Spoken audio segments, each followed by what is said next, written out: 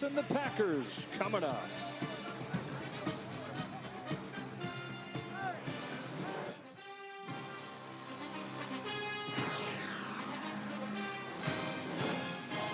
Welcome to the State Farm Game Break Show.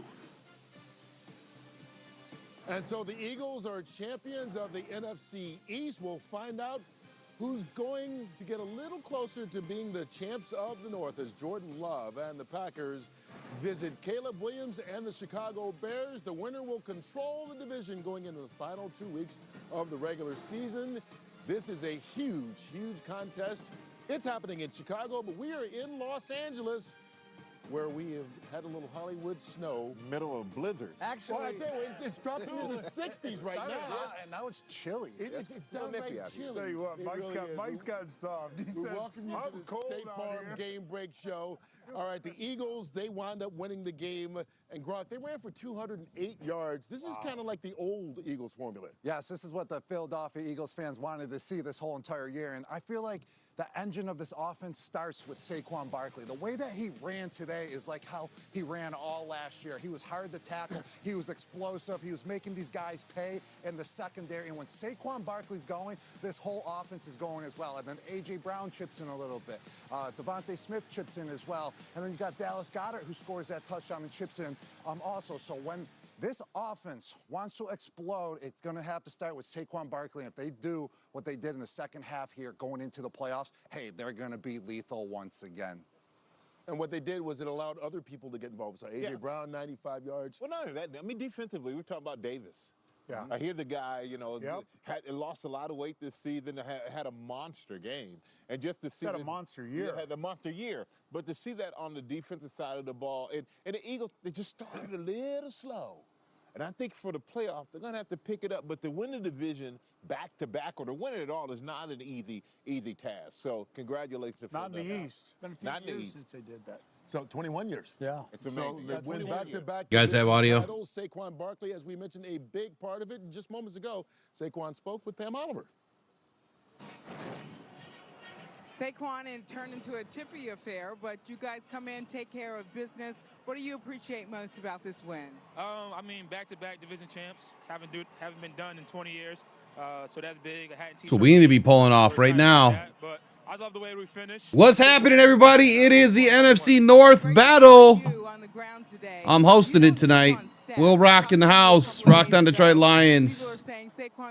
Packers. Bears. F them both. F them both right now. You're not going to like what I have to say, because we kind of need the Bears to win. And I don't like that. I don't like either scenario, honestly, but I started putting this together. I was going to get a video done, but I decided to take a long-ass nap today, man. Needed it today. Where did I write it? Where did I put it? Let me get the scenario. I don't like it. I gotta be straight up with you. I don't like the Bears having an extra win at all. Going into the last couple of games and expecting them to lose.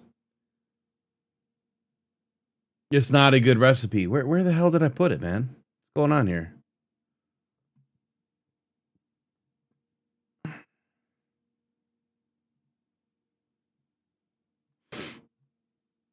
Yeah, I hope you're all doing good, man. Last night we were having fun with the old the Jake Paul fight until my stream got hit.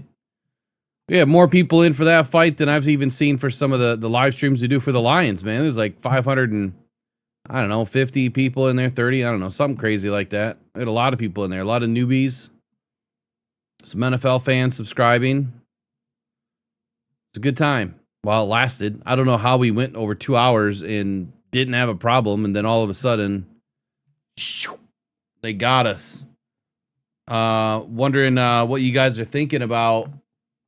What you guys are thinking about with the results. We got someone trying to call. I don't have phone lines open. I don't know who's trying to call. In the chat, you got to let me know who's calling.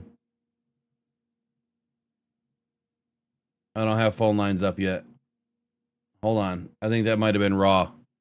Give me just a minute, buddy. I gotta get phone lines open.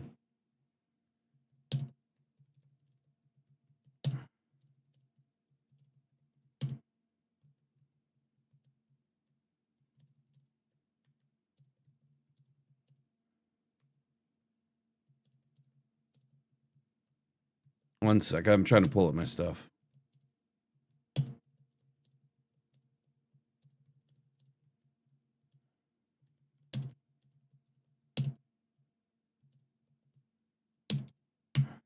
Okay.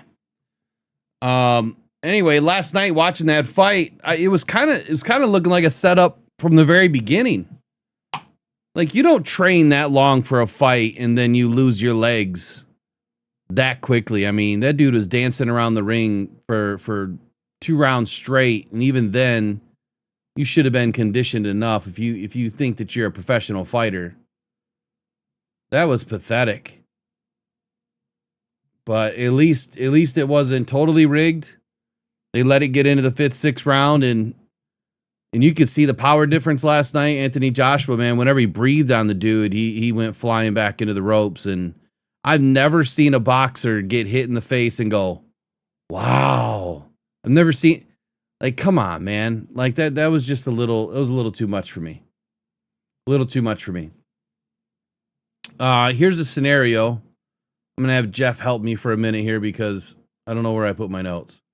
So here's what happens. If the Packers beat the Bears, the Packers move to 10-4-1, the Bears drop to 10-5. The Lions, if we beat Pittsburgh, when we beat Pittsburgh, we move to 9-6. And this helps Detroit, but it doesn't help Detroit at the same time. The Lions would control our own destiny to pass the Bears in Week 18 if the Packers win tonight. The Lions already beating Chicago 52-14 in Week 2 gives us Week 18 to kind of finish it off, right? We already have the head-to-head tiebreaker. That would finish it off with both head-to-head tiebreakers. So the Lions' path to the playoffs with the Packers win. Lions win out. That means Lions make the playoffs, likely as a 6 or a 7 seed, depending on the NFC West results, and of course the NFC North results, right? Lions' path to the NFC North with the Packers win. Detroit must win out, which is Steelers, Vikings, and Bears. Bears must lose at least one more game beyond tonight, and that would be against the 49ers and the Lions. The Packers must lose at least 2 of the final 2 games against the Ravens and the Vikings. So that's why we kind of need the Bears to win, because is it likely that the Packers are going to lose the last 2? Right? That's the problem. So it's an unlikely mathematical problem, really. If the Bears win tonight, this is what happens. The Bears go to 11-4. Packers fall to 9-5-1. Remember, Packers own both tiebreakers over us. They whooped our ass this year. And when we beat Pittsburgh, we go to 9-6. But because of the head-to-head and that half a game, the Packers still own us. So the Lions' playoff odds drop from 27% to 22% with the Bears win. But the Bears would be 1.5 games ahead of Detroit. Remember that number, 1.5 games ahead of Detroit. And so then the Bears would only need one more win, 49ers or Lions, to clinch the NFC North. Now, the Lions' path to the playoffs with the Bears win, obviously win out, but beat the Steelers. A loss eliminates the Lions if the Bears and the Packers tie. Right? So God, could you imagine if they tied tonight and how much bullshit that would be? Here's the hope. Either the Packers lose twice or the Bears lose twice for us to get into the playoffs with the Bears win, or an NFC West team drops some games to the 49ers or the Rams. So it is it's a mess. It's a spiderweb mess. So the Lions' path to the NFC North, if the Bears win out, obviously. The Bears must lose to the 49ers. The Packers must lose at least one of their final 2 games. So this scenario is alive, but it's extremely tight. And that is why I feel like the Bears winning tonight might be the best scenario. Again, Bears win, the Lions win out, the Bears must lose to the 49ers. The Packers have to lose at least just one of their final 2 games. That might be the easiest path to winning the NFC North, and then we get the 4 seed. That's it. I don't want to see the Bears win. This is tough, man. What if they tie? Here's what happens. If they tie, the Lions must beat the Steelers or we are eliminated. A tie gives both teams fractional advantages that squeeze Detroit out. The Lions' simplest path is the Lions make the playoff if we win out. No help needed, right? We at least get in by just winning out. We're in. We get a wild card. The Lions win the North if and must we win out. The Bears must lose at least 1 to the 49ers or the Lions. The Packers must lose at least 2. Ravens and Vikings is who they have up next. That's the only clear path to the division unless the Bears win tonight. And when if the Bears win tonight, then it gets, like I said, it gets a little bit more grainy. So with that, I'll yield back my time. And if you would like to call in now, Raw, go for it. I got everything open now. We have anybody even in? Anybody up in here tonight? For some reason, I'm not getting any stats. I can't see how many people are in. Eyes are burning.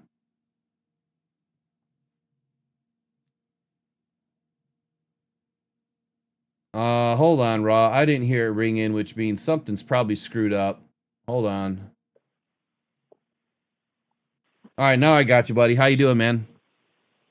I'm good. How are you today? Oh, I'm doing, man. I'm doing. Just getting ready to go to the game tomorrow. Lions. That's right, buddy. That's right. What are you doing today? I am getting ready to watch the second game today. There you go. Anything else? Anything else that's fun and exciting? Just waiting for my surgery date to repair my shoulder for the 3rd time. Oh, that's got to suck. Yeah, it's literally one of the worst. Well, one of 2 of the worst injuries you can possibly get is what I hear. The hip and the shoulder are 2 of the worst injuries you can possibly get. Yeah, and then have them both. That's always fun. Yeah. If you do, I'm sorry to hear that. All right, so, well, I do. But anyway, it's not about me. It's about you. So we got to have the Bears win tonight. Is that what you're going for, too? I see what you did there. And if the Bears win, that means we have a shot at the division still. Yes. However, the easiest path to the playoffs is to have the Packers win. Well, the easiest path is just win out, right? Just win out. That is correct, to win out. But even if we win out, if the Packers win tonight and we win out, we get the 7th seed. If the Bears win tonight and we win out, we get the division. So obviously we're hoping for the latter here. Yeah. However, I like the Packers a little bit more. Hold on, buddy. We had this, hold on. We had the same problem last time. Hold on. Something is playing, and I don't know what the hell it is, but I got to turn something off. It's going to get me in trouble. It did it last time when I was putting all the little scoreboards up, and where's it at? Those dang commercials. Yeah, and they're popping up inside the screen. It looks like they're about to kick off too. So hold on one sec. Let me I kill this thing. All right, Packers got the ball in decent return up to about the 32. Sorry, give me 1 second. You can keep on talking. I'll keep on doing. You just keep on talking. I got to be honest with you, okay? Mm-hmm. And I've said this before to other fans. I like the Packers a little bit more with Jordan Love than I did with Aaron Rodgers. It's his arrogance that kills it for me. He's very egotistical. Jordan Love seems to be very humbled He's appreciates where he is and doing what he's doing, or at least that's the impression I get. So that makes him a little bit less, a little bit less likely to be hated on. Right. He's a tough kid. He stands in the pocket. He throws the ball all over the field. He's got the arm talent. I think for him, it's just those pressure situations and LaFleur finding plays for him to thrive in that takes the pressure away from him. So it's not building up inside of him. Like, it's do or die, ride or die, all on him. You know what I mean? Mm-hmm. So when LaFleur finds situations for him to escape that pressure, he's going to thrive. He's got very talented arm. He can rip the ball all over the field. We've seen him do that. He's got the confidence to throw it up in the air, which very few quarterbacks have, and just let his receivers go make a play for it. That's what Baker Mayfield developed over there in Tampa Bay. He didn't have that over there in Cleveland. To trust his receivers to just go get that ball for him. Just keep spreading the ball around. Yeah, I gotcha. We had a little bit of funsies here to start the game. Penalty on the Bears has put the Packers up around the 47-yard line to start. They got real chippy there to get rolling, man. It's going to be a very chippy game. Absolutely. Not a whole lot of love lost between the two of these clubs. Not tonight, man. Everything's on the line tonight. This is going to be a hell of a game. I'm torn, man, because I can't. It takes everything within me to not be hateful or spiteful, but I just can't stand Ben Johnson and the Bears, dude. I can't. I cannot either. I can't stand his smug smile. He reminds me a lot of Aaron Rodgers. Yep. Where he's just got that ego, that egotistical attitude, and it's like driving a nail through you. You know what I mean? Like, it just burns at you. Yeah, I can't believe they just blew this pass out to the tight end dead a bit early, man. That ball was coming out. That should have been a fumble. It should have been Chicago's ball. Ball forward progress does stop the play, and they seem to be calling that a lot more earlier than later. They do call that earlier than later on a lot of these plays. It's interesting. How far? That was a very dangerous play. How far ahead are you for me? Because I'm on 3rd and 1. I just saw the play and the flag on the ground, so you're about to see a very dangerous pass.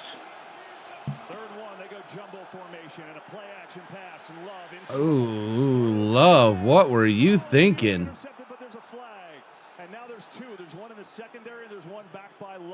Are we going to get a late hit on Love and a defensive pass interference? Out of the three clubs, I think Detroit has the easiest schedule into the playoffs. However, you can't sleep on any given week, especially facing off against Aaron Rodgers. We all know what he has done. He is literally the best thrower of the back shoulder fade, and he's got the two biggest targets on the field to throw the ball to. Yeah, and DK Metcalf and Darnell Washington. Tomorrow's not going to be an easy battle for the Lions. It's just so not. Those sideline throws are going to be clutch. I missed your stream the other day, or yesterday on Friday, and I went back and rewatched it last night. We definitely have to have two high safeties, and I have a feeling they're going to need to shade towards the outside of the field, play those sidelines, take away that back shoulder fade pass that he is incredible at throwing. So we're in agreement. We need to get out of this single high safety, man on man, get a little man under. It's not helping us at all. And if I were to say something a little bit more, I think a little bit of Tampa 2, cover 2, think a little bit of a shell to kind of bracket the outside and keep those guys in check. Now, obviously, when you play that kind of defense, you're going to put a lot of strain on your linebackers. And we don't have Brian Branch in the middle of the field, so we're going to put a lot of strain on our linebackers, but I would rather them take chances in the middle of the field where tip balls become a little more prevalent than to have us chew us up on the outside where they're just outsizing us on the sideline. I agree. Batted ball there at the line of scrimmage by Jarrett. Man. 3rd and 9 for the Pack. All right, hey, why don't you give us a halftime update or something or whatever, if you have time. We're in the first quarter. No, I'm saying like when you call back, like give us like a halftime update or something. Absolutely. All right, man. We'll see you. Have a good day. You too, man. Bye-bye. Oh, we got a first down to the Pack. Man, this is hard. This is hard to root for. It's like I hate the Bears. I want to see the Pack win, but just based on the analysis,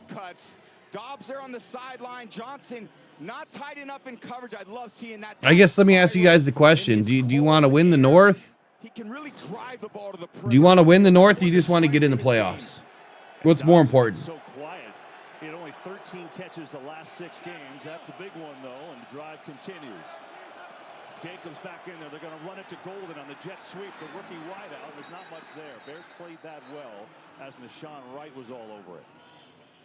Well, Matt LaFleur certainly familiar in this rivalry because he's dominated the rivalry. I mean, he's 12-1 against the Bears, and he's done an amazing job in his 7th year. 76-37 as a head coach.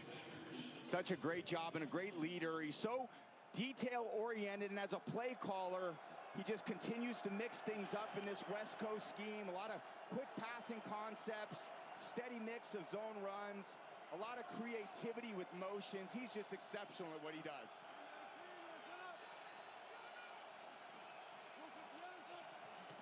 Here's Jacobs, left side, looking for a seam, and Nashawn Wright comes up and makes another play.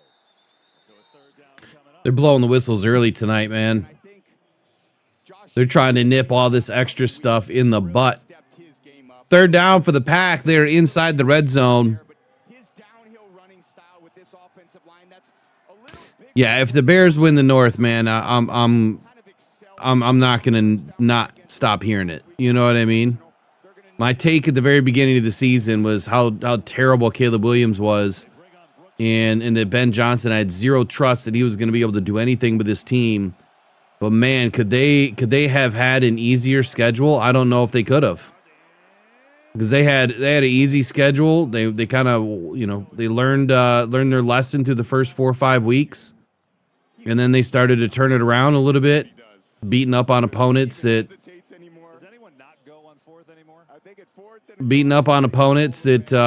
they should have been beaten up on. Anybody should have been.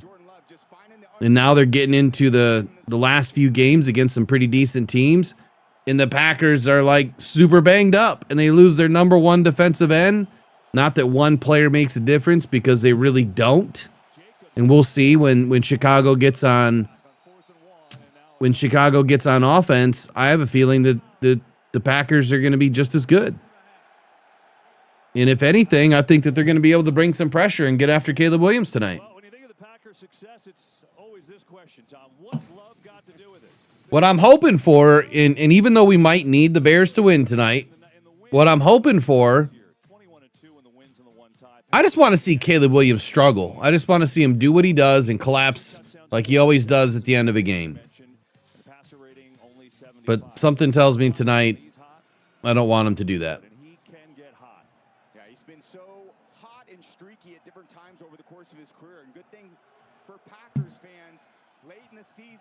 Usually been at his best, and against this team, the Bears, he's been at his best too.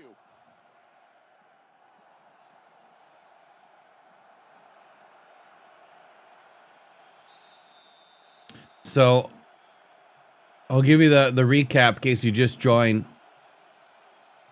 Right now it's 4th and 1 for the Pack. I'll do it after this play. They are going to snap it. They're going 3 wide. They got a tight end in. Love's changing the play at the line. He might just be trying to get him offside. Nope, he's going to hike that ball. There it goes. 4th and 1. Love drops back. He's going to hit the outside corner. That was a stupid play call. That was a stupid play call. One, you had your tight end wide open for a first down. If you went to the back corner, I think it was Reed in the back corner. He had him wide open. Hell of a pass, but my God.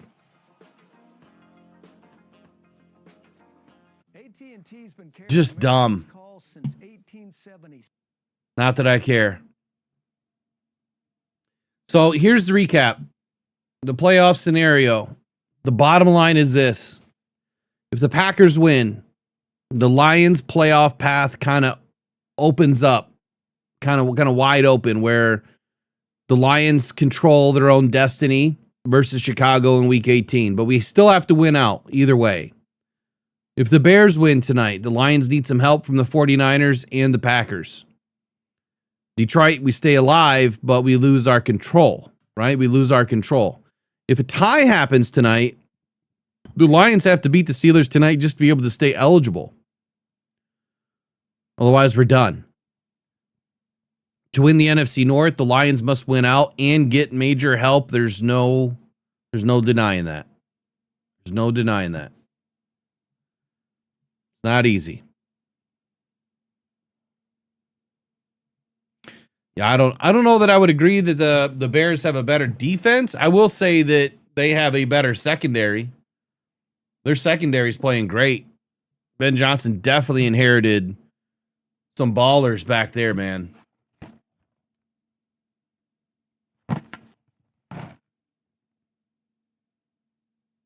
When's the last time you guys had peanut brittle? I haven't seen this stuff since I was a kid. Might have to try some.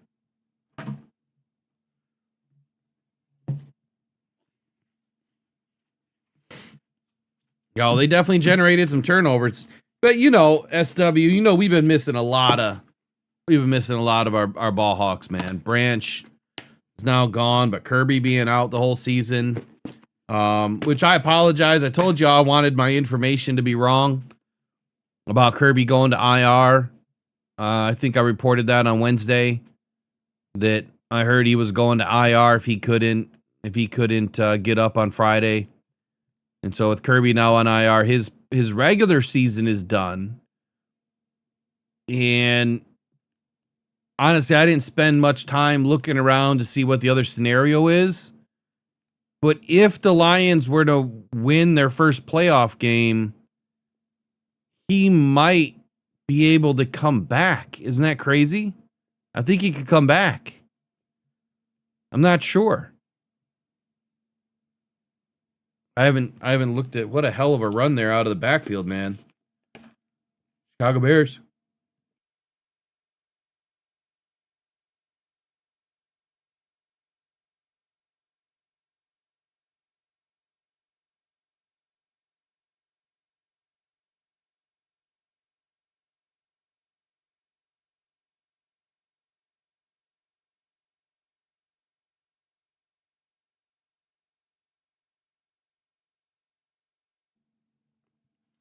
All right. It is second and third here. Monangai with a carry for a first down. Man, their running backs look great. Monangai straight downhill. This little eye candy. And then Where did they find this dude? Bounces outside of his right tackle right. There's nobody there. Loveland coming over here on Enoch Barre. Great job by the rookie tight end out of Michigan. Continues to impress in the run game and the pass game. They got a lot of good things going here since the bye week in week 6.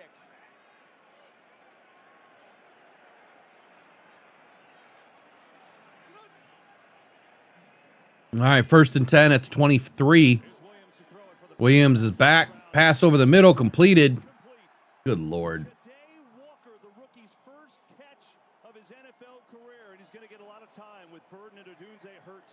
Yeah, watch the vision here by Caleb.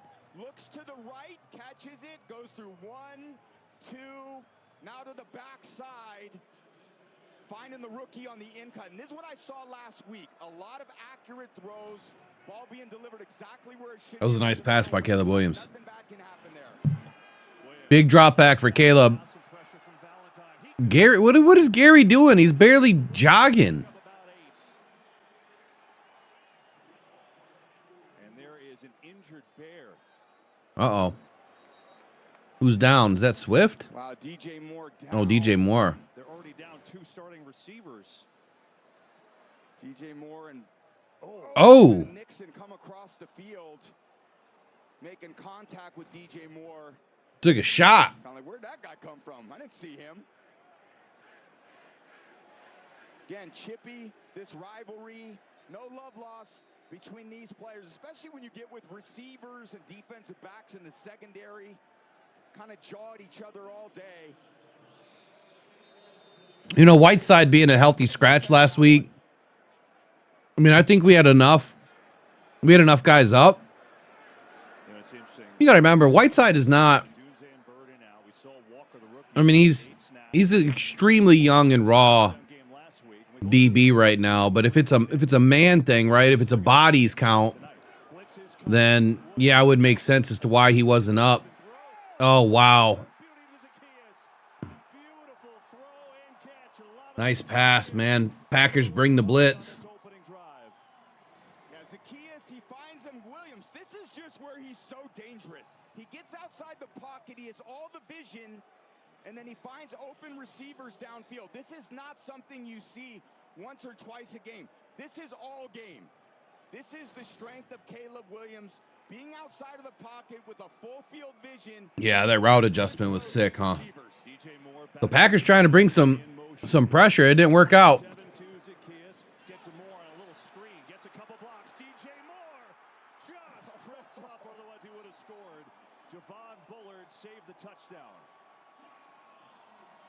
DJ Moore going, put me in, coach.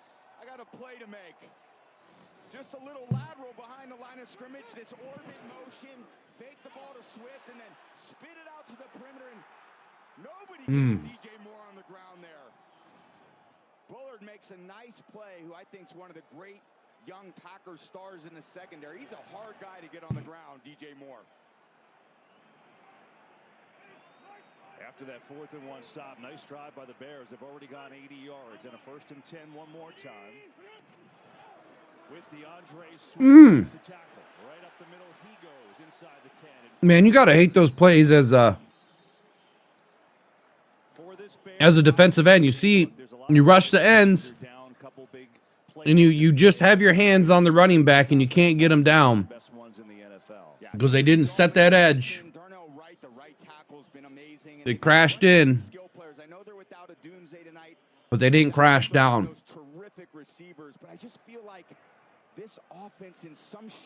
Yeah, Bears looking good right now.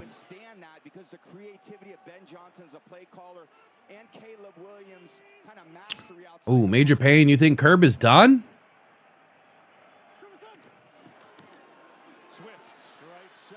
That was a good play by the defense. What are the Lions going to do if he's done? You know, if it's bone on bone. Unfortunately, we don't know the full extent. I can only go off of personal experience and what the coaches have said so far, which has been little to nothing. I think he's in some trouble. I do believe that. And I think the Lions better be drafting a safety regardless. If Brad Holmes makes a mistake, it would be that he wouldn't draft a safety expecting Kirby Joseph to be healthy. If I'm a GM, I'm expecting Kirby Joseph to, even if he is going to play next year, I'm expecting Kirby Joseph to be injured. That's how I'm going into the season. I'm expecting it. That way it's not a surprise.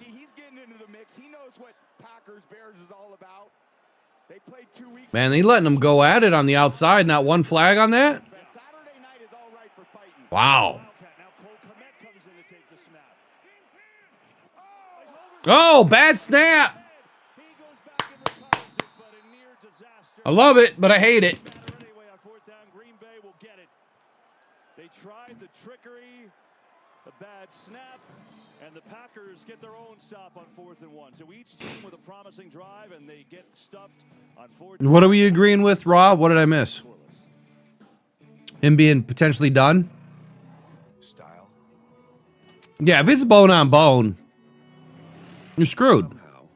But if you're talking about being able to get back to his original speed, Yeah, that's going to be tough. I would agree with that too. That's going to be real tough. And I think you're right. Kirby was really never known as a speedster. It was more so his route recognition ability and his ability to jump routes,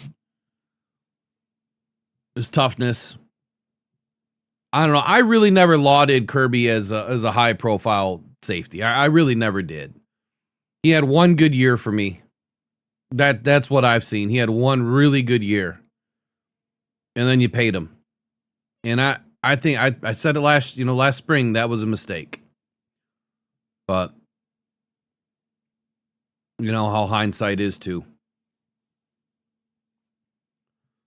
I'm just hoping that Brad learns from it. And I'm hoping that the contract has some sort of outs or some sort of insurance.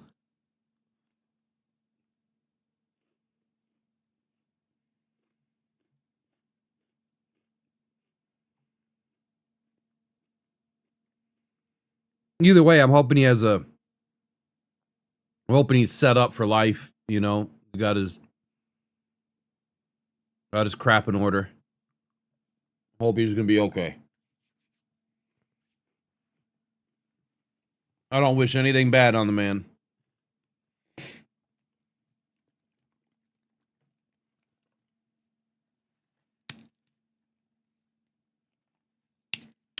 His numbers are good, Nick. His numbers are great. But, you know, sometimes I think we get like numb, or maybe numb's the wrong word. I think we get too ingratiated with stats. You know, let me throw this one at you. How was Matthew Stafford a premium quarterback in Detroit? His stats would say so, right? What did he win? Nothing. He didn't win shit in Detroit. He barely won 500 every year. You know what I mean? So, bunch of stats. Crazy amount of TDs and yards. But outside of that, he didn't do anything. So when I look at stats, I look at the production and I look at what he's doing when he's not producing stats. Because to me, that's the most important thing. Oh, the old snap it. I see what happened now. Snapping it between his legs. That's what happens, Ben Johnson, when you try to get cute, brother. Maybe you're going to have those division game ghosts come back to haunt you from Washington.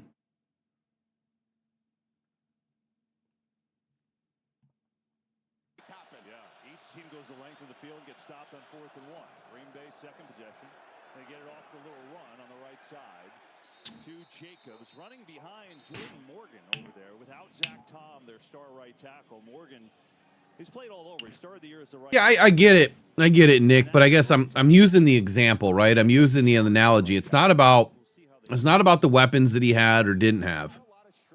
It's when you look at a player, and I could use that against that theory too, right? You stacked Kirby with all of these amazing players. And of course he's going to get some stats. Because it's just like, you know, any defense, if you've got a bunch of good players, someone's going to win, someone's going to get the stats. Someone's going to benefit. But what I look at is I look at all the explosives that he gives up, or I look at all the plays that he's not, you know, involved in the play where he could have been, or how many mistakes or assignments they miss. And it's not just Curb. I'm not talking about just Curb. It's anybody. So I don't get lost in the sauce with stats. I think, you know, stats are part of it, but it's that eye test, man. And it's what you're doing when you're not being looked at. What a catch. Wow. Romeo Dobbs.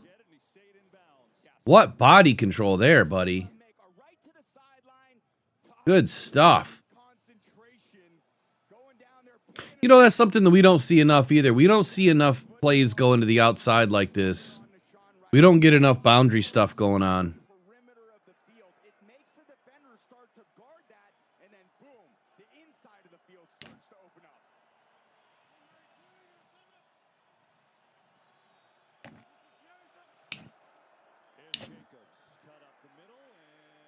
But I would agree with this, though. You give Stafford this offense, oh, boy. Man. That would be scary. Who knows? Maybe he comes back for one more year. Could you imagine that? Could you imagine if Stafford came back and played one more year next year in Detroit? Goes and wins the Super Bowl in LA this year and then turns around and comes back to Detroit next year? Be our backup for $1? That'll never happen.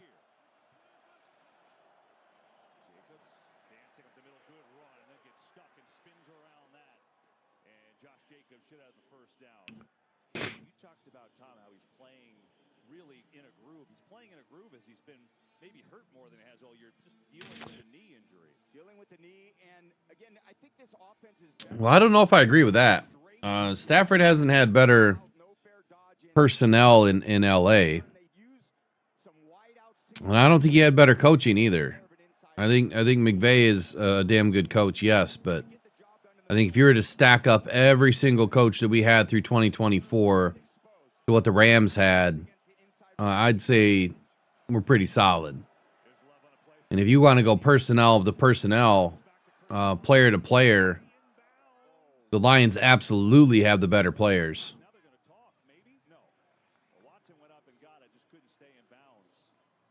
Yeah, great job by Watson coming back to the ball. He needs all of that long frame. Maybe. Does he control it? That is so tight. I don't know why that wouldn't be a catch. It's been a catch everywhere else. He only had 1 foot in. Ridiculous catch, though. It really was. Mike Pereira tells us he agrees, incomplete. And so it's 2nd and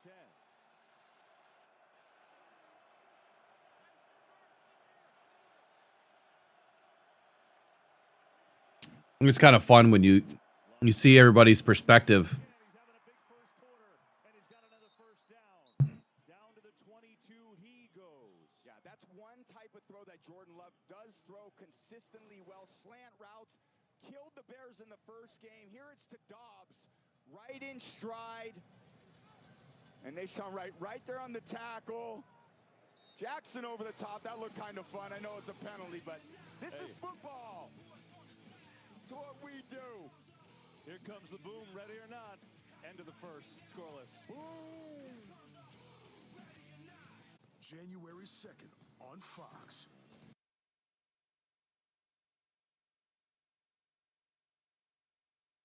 Wow, scoreless first quarter. Is it the first time that the Bears have been held without a points in the first quarter this year? Or in the last several games?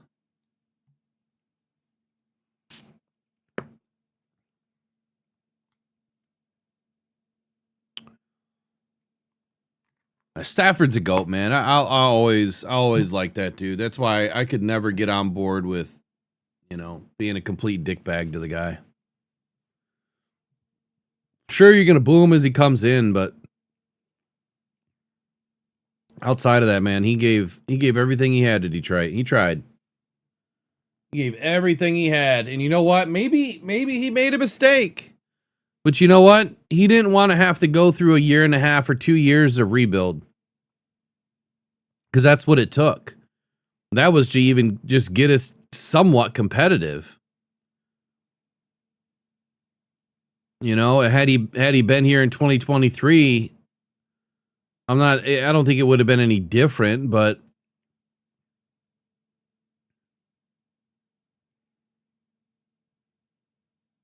then he would have been able to have some fun at least,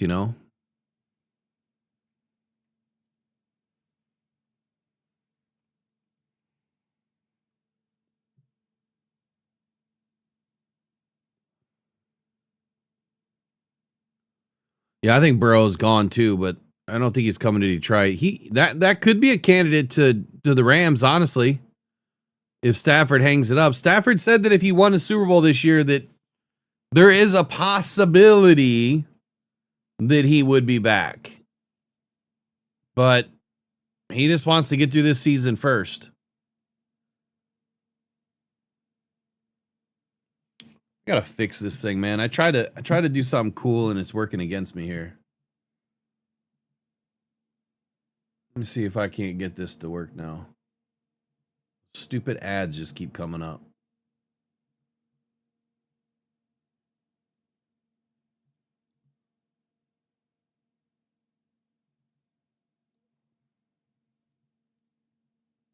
Oops.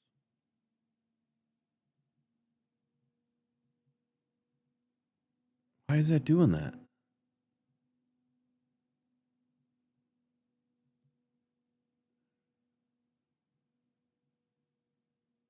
Catch for a touchdown last week is shoved out of bounds by Nashawn Wright. Good job by Jordan Love reading zone coverage and finding an outlet receiver. But one thing that Ben Johnson said to us this week was they want to just not give up any big plays, keep everything in front. And on these first two drives, it's been a ton of zone coverage, playing kind of top down, making Green Bay execute a high volume of plays. Yeah, it's not working. And Green Bay's done that. Yeah, Green Bay killed him with the explosive plays 2 weeks ago at Lambeau. Jacobs looks for a seam, bounces off a tackle. Jacobs inside the 10, and it's 1st and goal for the Pack. Great job by Josh Jacobs, kind of spilling that ball to the outside, getting to the perimeter. Kind of starts inside, wiggle, wiggle, and then Wiggle, wiggle. He's been saying that a lot lately. Wiggle, wiggle. Come in, Edmonds on the tackle, and then Wright eventually getting him down. Josh Jacobs is just a perfect. Need some code, man. Jesus, where's the code at? There we go. Oh, that's touchdown. Oh, you should have been in. Taken down by Grady Jarrett, down to about the 5. There we go.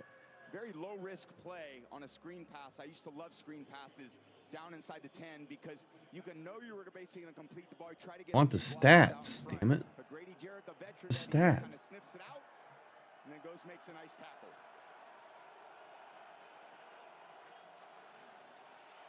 12th play of this drive for the Packers. You see what they've done in goal-to-go situations like they are here. 18 in a row. Wow, incredible. Love trying to make it 19. Hits Manuel Wilson. Oh, that was almost picked. That was up in the air forever, and it's just incomplete. It'll be 3rd down. Yeah, those tips are what this Bears defense has lived on. Tips and overthrows. They say we got to get those. And there it is, just taking your eyes off the ball. Love actually makes a great throw right to the face mask. Is it possibly a backward pass? Very tight, similar to what happened in Seattle on Thursday night.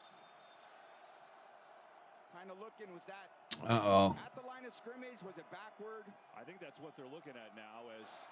Who are they trying to screw now? That was a backward pass. It went out of bounds at the 8-yard line. It'll be 3rd down at that spot. So they'll move it back. Mike Pereira joins us from L.A. Mike, you like that call? You told us about it, right? Well, I think we just saw it yesterday, as a matter of fact. It seemed like just the other day. But it is clearly backward. It's from the point of release of Love's hand to where it's first touch. Difference is it goes out of bounds, and that's where they get the ball, not back to the previous spot. Yeah, so they're going to lose a couple on that play. Mike, thanks. Yeah, that generated no buzz at all from that Rams-Seahawks game, right? Yeah, and I just don't like those plays where quarterbacks are throwing the ball backwards. I've seen it a few times, but that's the risk. That ball ends up being a lateral. It's a lateral. Anyone have a good suggestion where I can get like some good stats? Oh, like what site? Because NFL.com's not working. ESPN plays stupid ads, and Watson one-on-one with Edwards, and you see as the ball comes out of his hands, it kind of rips to the right. I just want the live game stats Dealing with these conditions in an outdoor stadium. so I can pull in a browser. Pops up, and Tom Rinaldi, Aaron Andrews down on the field told us going into this end zone, that ball is very difficult. It's hard for kickers, and you saw right there, it's hard for quarterbacks too. Yeah, there's a wicked crosswind left to right. We'll see. Press CBS maybe. 26-yarder. All right, Packers finally get on the board, man. 3-0. So the Packers get on the board, make it 3-0 in the second. Wow, I just heard an echo. Mopping is hard work, but I thought it was the only way I can get my floors truly clean. And then I tried the Swiffer Power Mop, and realized I can get cleaner floors without the extra work. It has a built-in solution that breaks down dirt on contact, and the pad's hundreds of strips scrub away sticky messes even from grout lines. Okay, Power Mop. Yeah, I don't think this is going to be big enough. 60-degree swivel head cleans up along baseboards and even behind the toilet. So ditch the bucket and all the hard work that comes along with it with the Swiffer Power Mop. Engines rev, are you listening? Fun to drive, fuel efficient, Such beautiful style. we're happy for miles, driving in a Honda Wonderland. It's that time of year again, Happy Honda Days, where you can drive in a Honda Wonderland of your own with a great offer on a fun-to-drive new Honda. Hurry into your local Honda dealer and experience the wonder of Happy Honda Days today.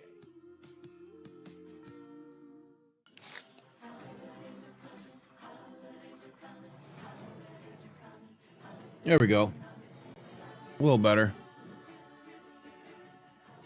You know, I never mess with Yahoo Sports. I should check that out. Time moves fast. See you soon. Find the perfect getaway to slow down with the people you Yeah, secondary in Chicago, much better than Detroit. Except when Detroit's healthy. But definitely much better than Detroit this year, for sure. For sure. Best gift isn't under the tree, it's on the field. Starting Christmas Day, 2 games on Netflix and Snoop's holiday party. Then it's a prime. I think Rakestraw plays next year. He's just got to stay healthy, man. That you know, crap happens. You know, I guess to say it this way, we've seen players that have had some injury issues early in their career, and they've gone on to be just fine. It happens. I'm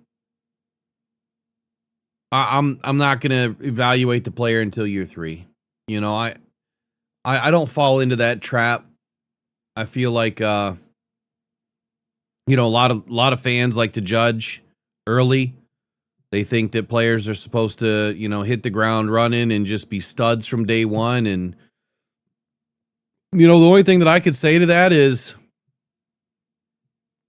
when and if you lie right now, I know you're lying. When you got your first job, were you good at it on day one? And I'm not saying flipping burgers or making pizzas.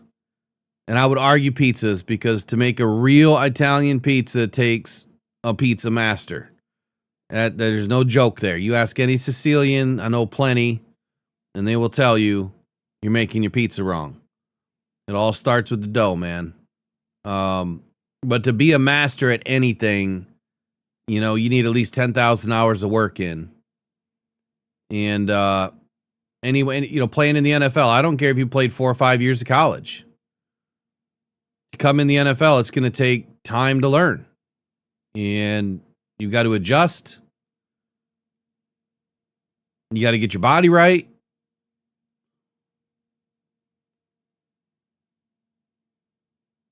And that usually takes a couple of seasons. Short kick to the 15. Good return all the way up to the 36. Wow. Yeah, I thought it was a great play call. You get Christian Watson in the back of the end zone. Yeah, Lassiter, I'm right there with you, Nick. I love Lassiter. Love Lassiter. And he was available. The Lions could have had him. But that's the what if game, right? That's the hindsight game that we always play. I mean, I don't, but a lot of people do that. You know, we see this player is really good, and why didn't you take him? Well, I'll say this. How many teams didn't take Amon-Ra St. Brown? You know? Was that McDuffie that was down for the Packers? That's not good.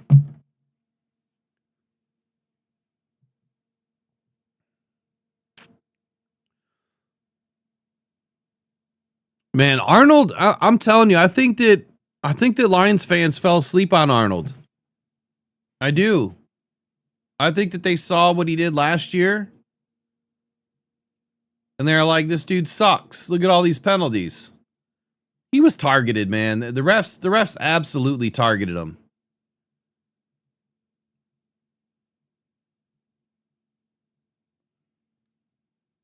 Is my words in the volume off? I think I have a setting wrong, which I'm not going to mess with it tonight.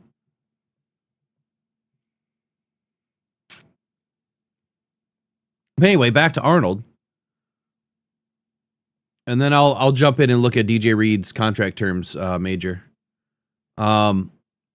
You know, I think Lions fans have fallen asleep on him because his rookie year didn't go great. But if you look at what he did the last half of that first year, man, he was playing spectacular. Yeah, our defense was atrocious because we were missing everybody. I mean, last year, the secondary was the only healthy part of that defense. And then I open up my fat mouth this year and I say, I hope to God that we don't have reverse order this year.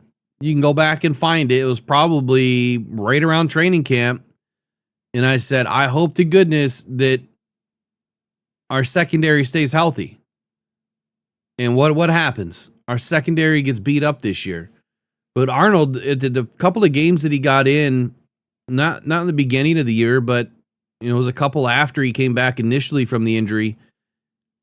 I think the Ravens game was one of them. With him on the field, much, much, much different defense. Much better defense. So, don't fall asleep on Arnold, man. He'll be all right. He'll be all right.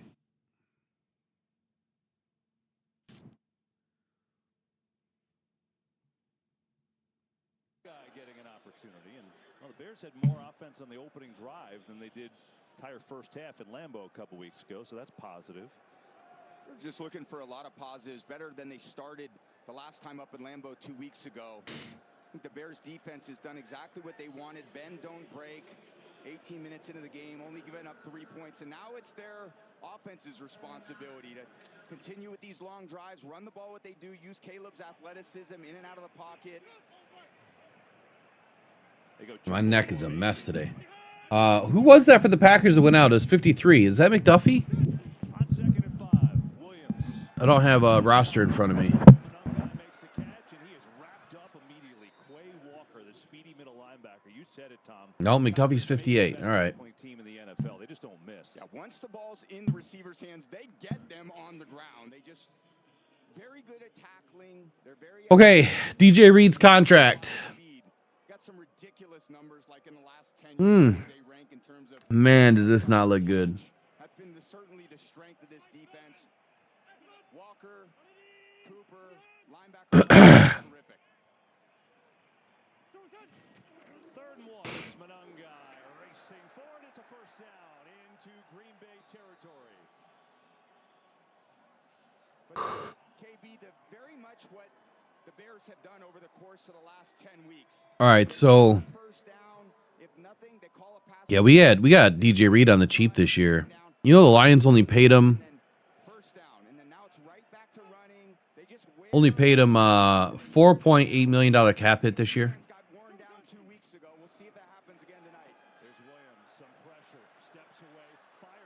And then next season he has a $18 million cap hit.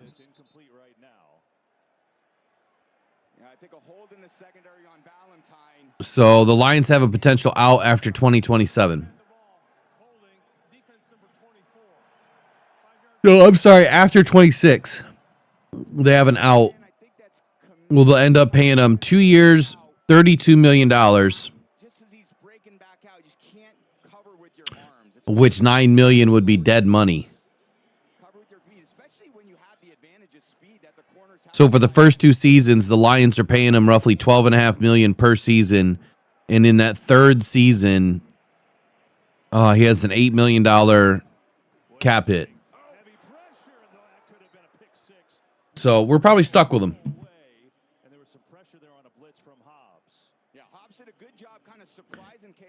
Which I'm good with DJ Reed. It's too early for me to say that the Lions made a mistake.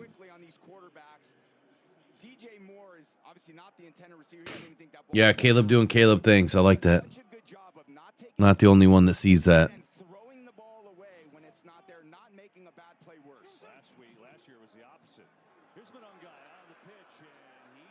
Yeah, Chalmers on Wednesday, the video that nobody watched.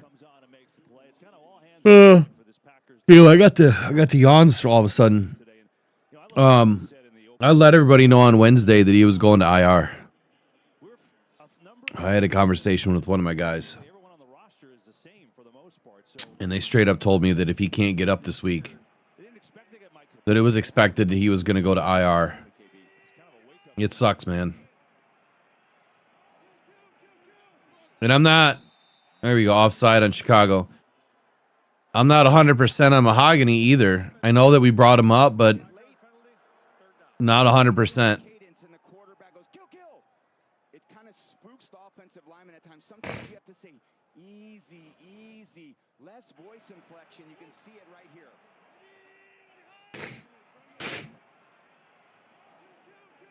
The biggest thing we got going on is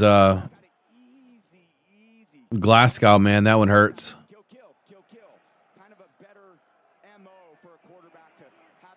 No, Robert, I'm just tired, man. I'm just tired. Oh, there goes Williams doing a whole bunch of nothing. He needed to put some hook on that ball so he could go out and back in. Yeah, done a pretty good job in their blitz angles and their pursuit angles. They just know the last time they played him, Caleb just killed him with his athleticism. Take flatter angles just like that, and you just give nothing away. You see they're trying to spy here on the inside, and then when you're out of the pocket, take a really flat angle. So Glasgow's going to be a game day. Game day call. Probably not. Probably not good.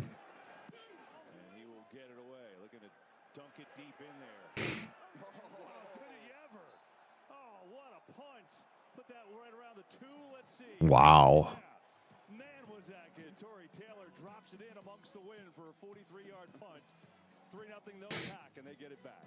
All right, let me kill the volume here.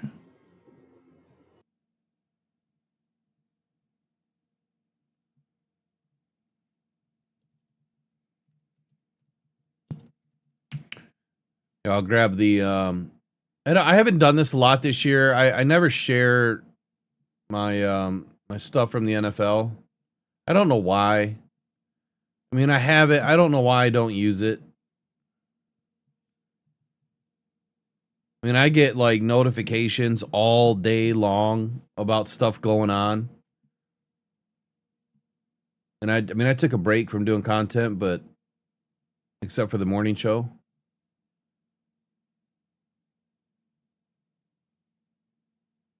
But I'll go grab the injury report real quick. I'm sure you guys have already seen already.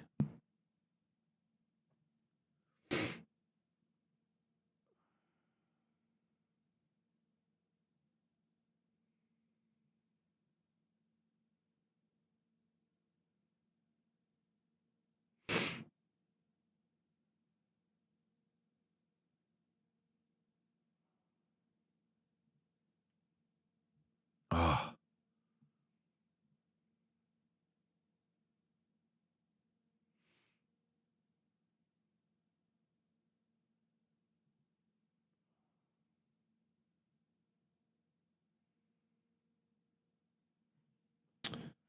All right, so I'll just throw this up on the big screen here.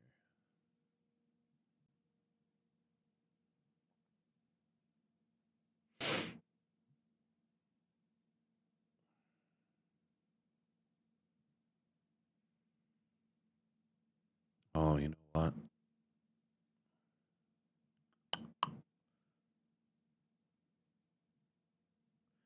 God, I had to redo my camera. I don't know what happened, man. I lost everything today. I don't get it. I think my PC's got problems. Every seems like every day I'm fighting something. Every damn day.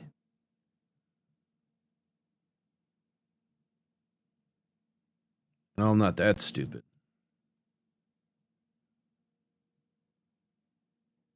Sure, some of you would disagree.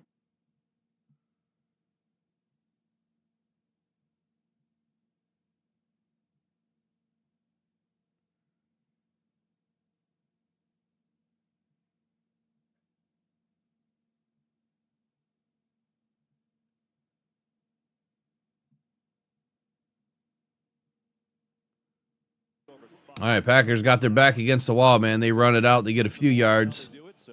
There you go. As you look at Green Bay's first 2 possessions, TB, sorry about that. They go down the field, stopped on a 4th and 1, and they go down the field again. They threw that backwards pass, which cost them, and they settle for a field goal. So they're moving it today. Yeah, but they're not getting those explosive plays that really killed the Bears' defense and helped Green Bay's offense last time they played. They're going to make them drive them, whether it's zone coverage or not playing a lot of man coverage. See if they can complete a high volume of throws. Get it out to Christian Watson, who makes the catch, and that's his first catch of the day. Good enough for a first down. To have their #1 receiver healthy is a big deal because he. All right, so I'll transition here. This is just one of the reports that I get. Yeah, worried about him being out here, and you just saw that. And so this is like the transaction sheet that the NFL sends over. And this was from today. So you got the waiver requests. Jamal Agnew still hanging around, man. So you can see the waivers there. Ooh! Helmet to helmet, that should be called. Unless they're going to call a hold. That was helmet to helmet that just knocked Jordan Love out the game. Oh, man, he took a shot. Took a shot to the face. Stepping up to. And then when we get down to Detroit here, this is where you see the moves. That should be helmet to helmet. Yep.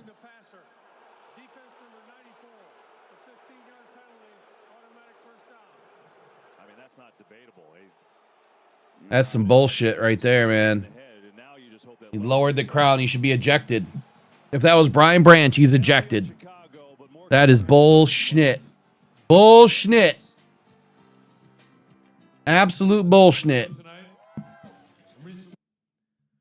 Call it fair. Anyway, so Kingsley, he gets elevated, standard elevation. Christian, he gets back up.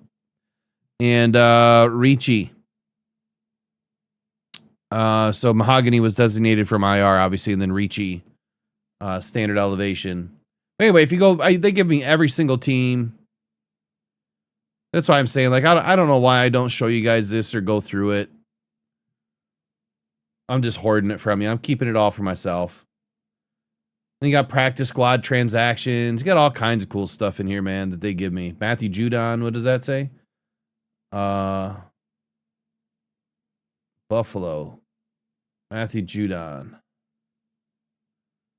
Buffalo added Matthew Judon. That's crazy. How did I miss that today?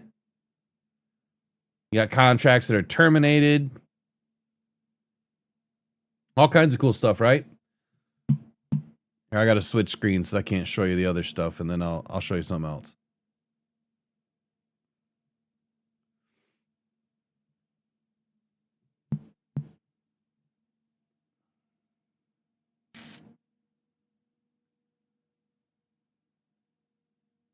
They got some other stuff in here that I don't know why I don't use, like I've been saying, like they write up all kinds of cool stuff. I should really start using it.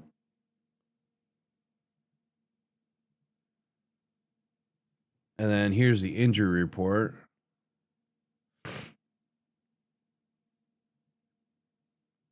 Oh, fix that.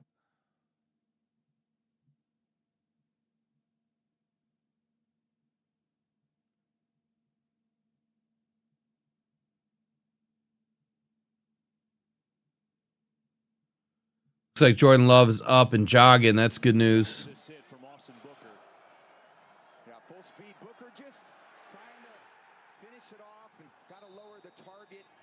Oh, come on, Brady. You know damn well that's not what he did. He's trying to knock him out of the game. Who being PC, dude? You're a former quarterback. You should be livid at that hit.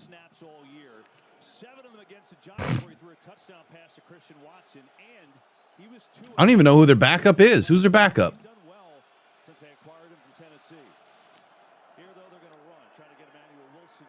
I guess I'm not surprised by the handoff.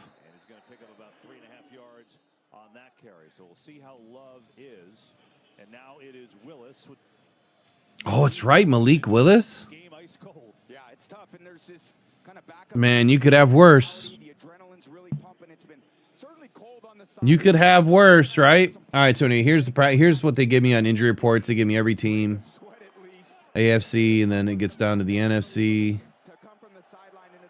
Some laundry lists in here, man. There's some teams, a lot of injuries. Get to the Lions at some point. Another handoff. TB, how about play calling wise? Now, one thing, you look at Willis, he can run. So how about My goodness, are we at the bottom? Did I already pass us? There we are. My goodness. There you go. That's what it looks like. That's what I see every day. And so the biggest one we got to worry about, obviously, is with Graham. The DNP both days of being questionable. The fact that he's a vet, he's not under, any sort of concussion, rules or anything. So he can be a game time decision. It's not looking good, though. Better snap that ball. There you go. Another handoff, 3 in a row. That one's going to be stopped short. I don't know why they didn't roll it straight up through the gut, honestly. Is that Jones? He looks a little banged up. There's no one back there when Jacobs decides to cut back, and here they go again. Why not? I don't know about this play. They're going to try to get him to come offside.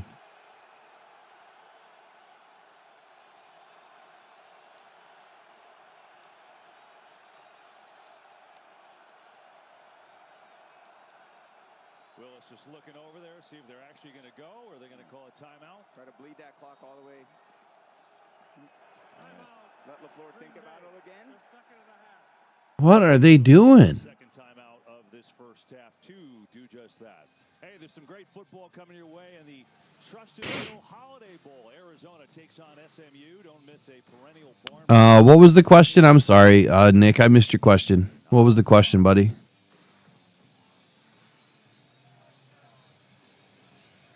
Well, the NFC is so good, and things changed a lot on Thursday with Seattle's win over the Rams. They're now the #1 seed. So both Seattle. Oh, Hallett. Yeah. I'm pissed at the Titans, man. That's some Bush League move right there. Now, they might want him for the future, but they signed him straight to the 53, so Hallett will get a game check for the next 3 weeks, whether he's up or not, and he will take a roster spot, whether he's with the team or not. I can't believe the Packers are going for it. Oh, my God, and they did. And he keeps it. And they get a first down. Nice call.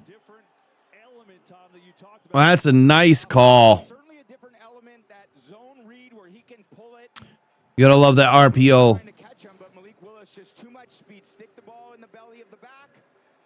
Oh, and he left that ball in there extra long, man. He really sold it. Willis got some feet, man. He's got some moves.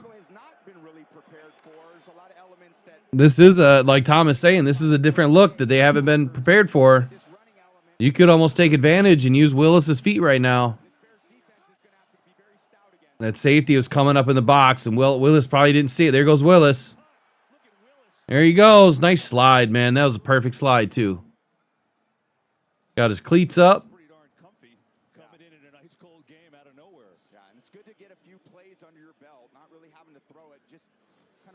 Man, why didn't the Lions add Willis?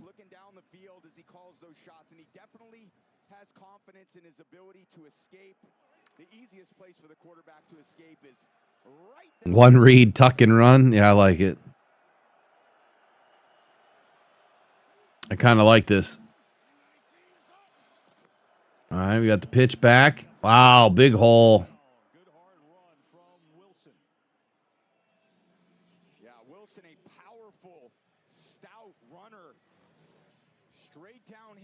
Where did Emmanuel Wilson come from? That's another one, man. Like the Manon guy was a rugger.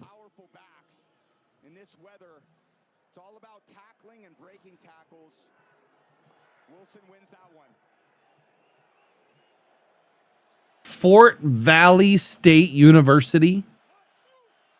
Fort Valley State University. Where the hell is that?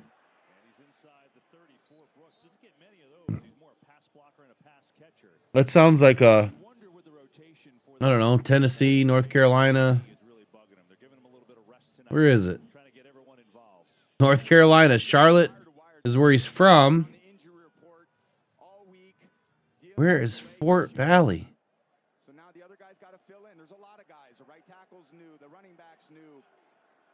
Fort Valley State Wildcats. Developing depth within the whole program. Everybody's got to be coached, and they got to be called into duty and go execute in the biggest game of the year.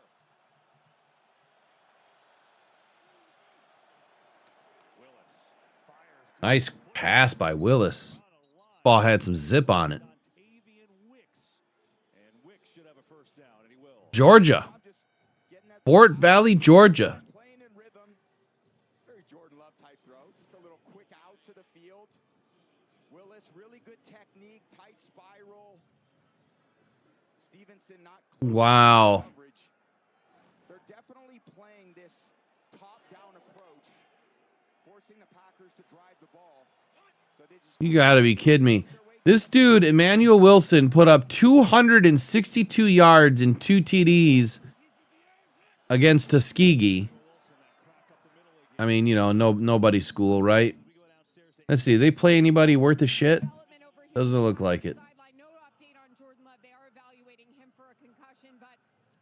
He put up 1,371 yards in 2022, 17 TDs on the ground. He had a long of 90, 24 receptions, 239 yards, and 2 more TDs through the air. 54 is a long. I mean, dude balled out. He only played 2 years down at the old Fort Valley.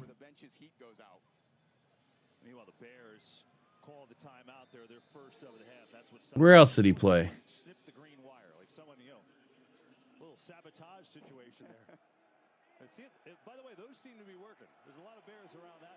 He had to have played more than 2 years, didn't he?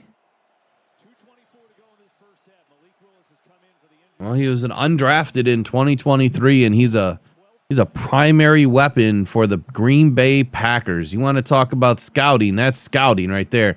Because there goes that guy right there for almost scoring a touchdown. Nice run, man. Yeah, Willis does look a little bit like Lamar Jackson. And probably better than Lamar right now, honestly. He's a lot thinner than Lamar. Lamar's a big dude. This Emmanuel Wilson's a good find.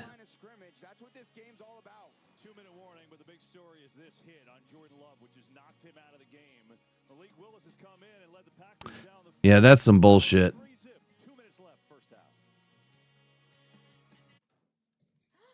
Trixie. Of course.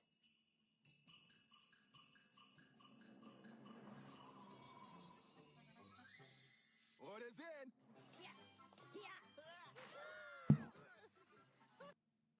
I can't believe the Booker wasn't ejected.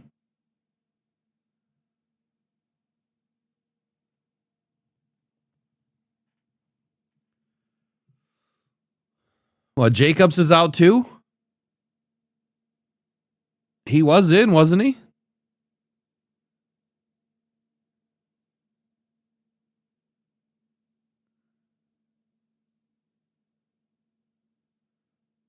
What did I miss?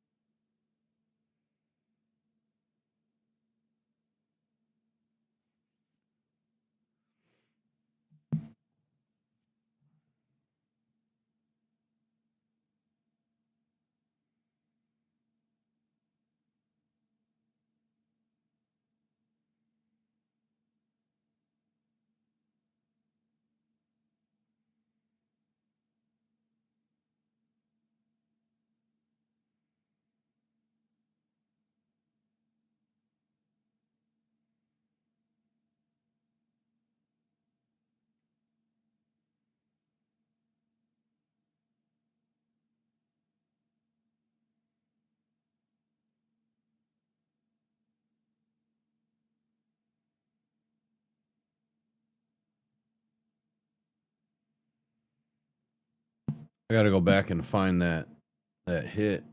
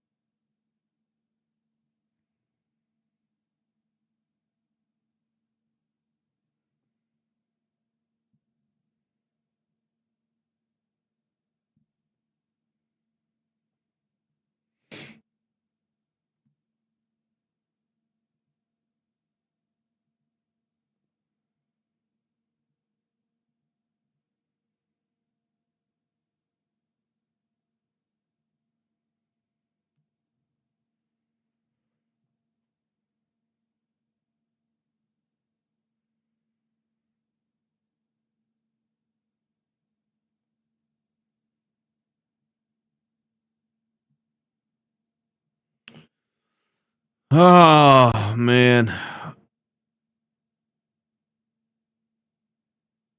You know, does anyone think that the Bears would just intentionally lose this game knowing how much more difficult that makes it for the Lions? I think there's some gamesmanship with that. Because we do know that Ben likes to throw games.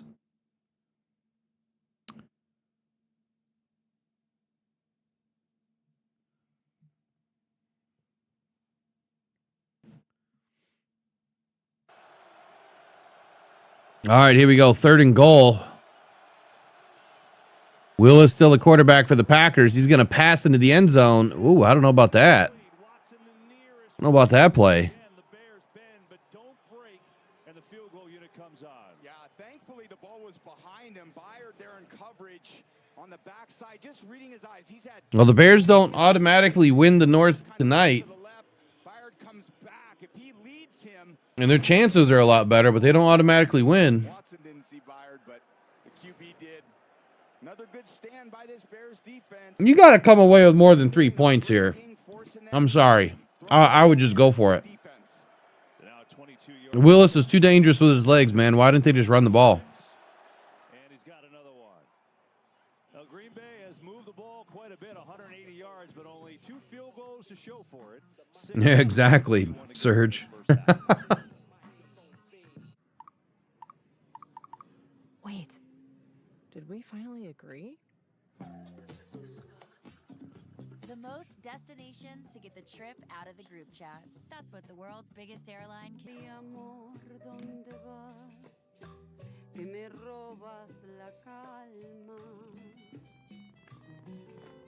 All they want is Sheba.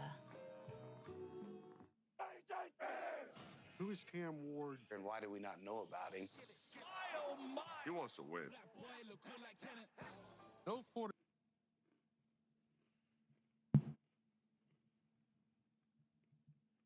All right, so what's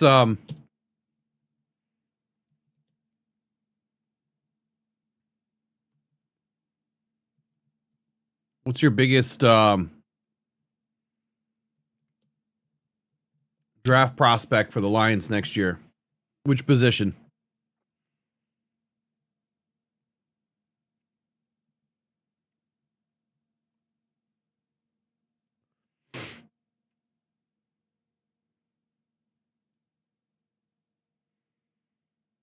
It's pretty cold out there, Robert. It's cold. It's windy. Get Tom Brady and some muscle, man. Old Camaro. Probably doesn't even know how to drive it.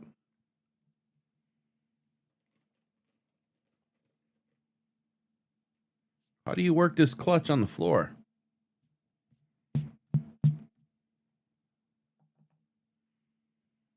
Center.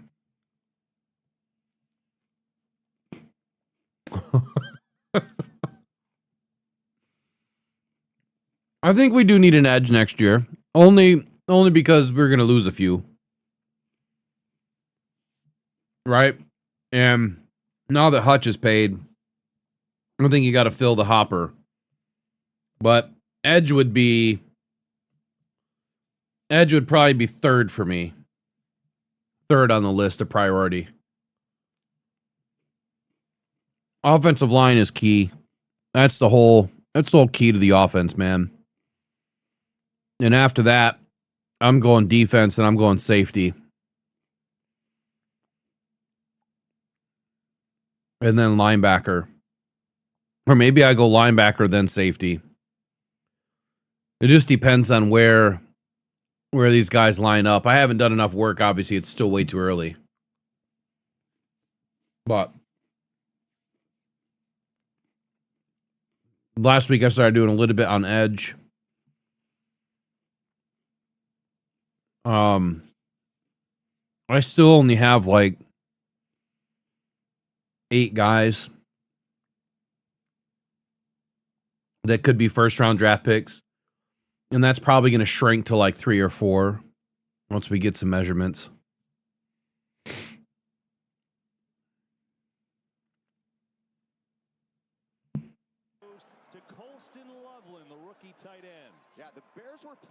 Bears going up in a little bit of hurry here, going in tempo. So yeah, simply because of the loss of, quite a few guys, I still think they're going to go defensive line. And DJ Reader, he's gone next year too, right? So AQM's going to be due for a payday. I don't think it's going to be a bunch of money, but Anzalone should be gone too. We didn't pay him this year. We're not paying him next year. And he hasn't played good enough this year to earn it, honestly. One of the stats you can take from this first half is the time of possession so much in the Packers' favor. That fares very well as they go into the second half of this game.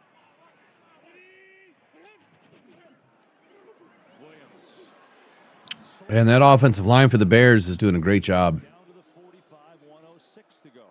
Yeah, nice job just dropping his arm angle, throwing between the defenders, and straight into 2-minute drill. One timeout. They got to try to conserve that timeout for the field. Bears are really good at getting up to the line. Oh, that might have been a little pass interference.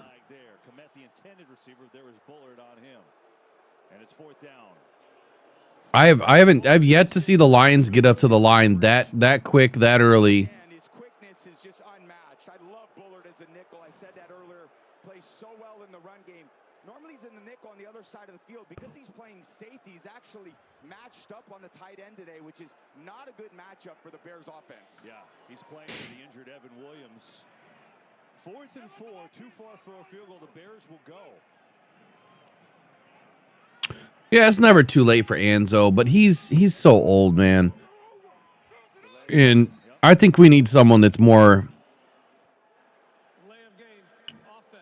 Wow, you took a delay of game on that? Yeah, I'm probably not expecting wow. to go for that. Just down 6-0. The backup quarterback for the Packers in the game. Punt it back, going at halftime, kind of evaluate what's happening. Well, that's an L for you, Ben Johnson. You got held scoreless in the first half. Probably a smart decision here by Ben Johnson. What was I saying? Remember, they do get the ball to start the third quarter. They won the toss and deferred. I forgot what I was saying. Oh, Anzo. I definitely want a linebacker that is more rangy. Someone that can be really good in coverage, but someone that can also, get after the run game. Well, we got some chippiness going on. A little fight breaking out.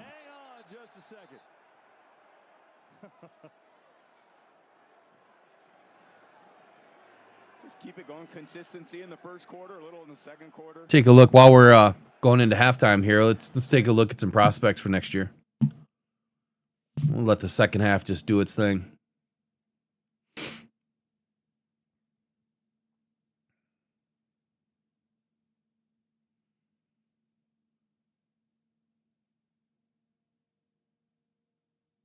Yeah, these guys are hilarious. Jones gets beat, clean, and then they start a fight over it. Stupid.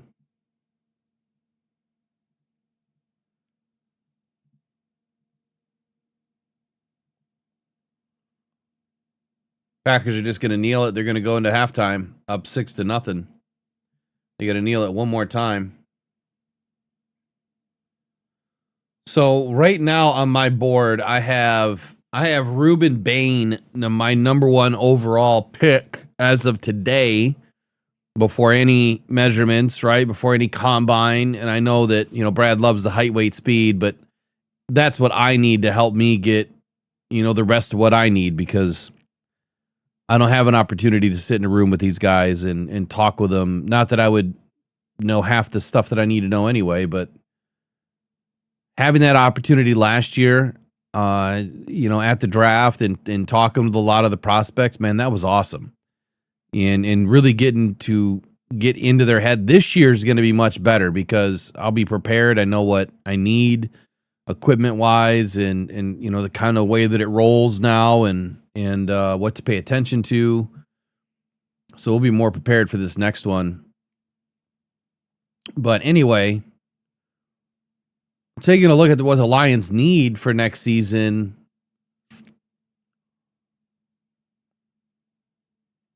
I really like this Peter Woods guy out of Clemson. So if we're thinking of going defensive line, and if you think that we don't need edge right away, this Peter Woods, he is a two-way player. He can play inside and outside, and he is dominant. He's only 6'3", like 6'3", 315, 320 pounds. So he's big, right? But he can get off the edge. He's quick. And he can play from the inside. This is a guy that can give you interior pass rush.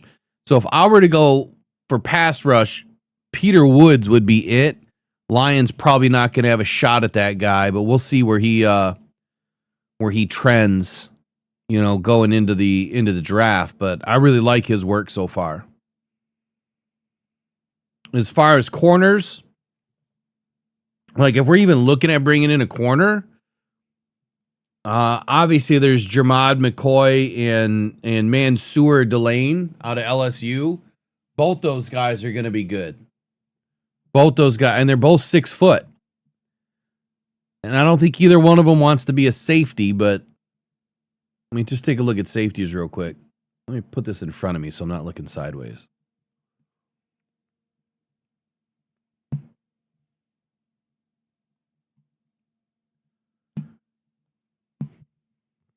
Give us a little preview here. Kind of excited to get into the draft work, hopefully in February. I don't want to be doing it right now. I really don't. It's a lot of work.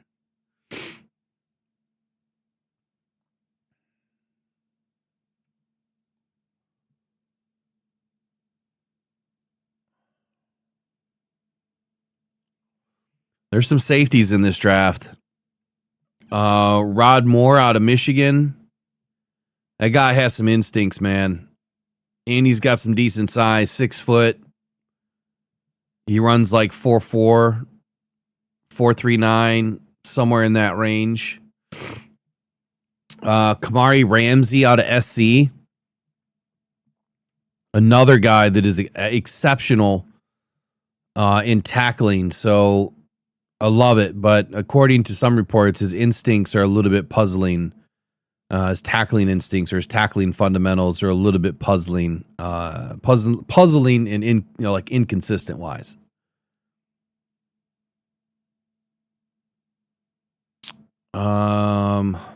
Where's that other safety that I liked?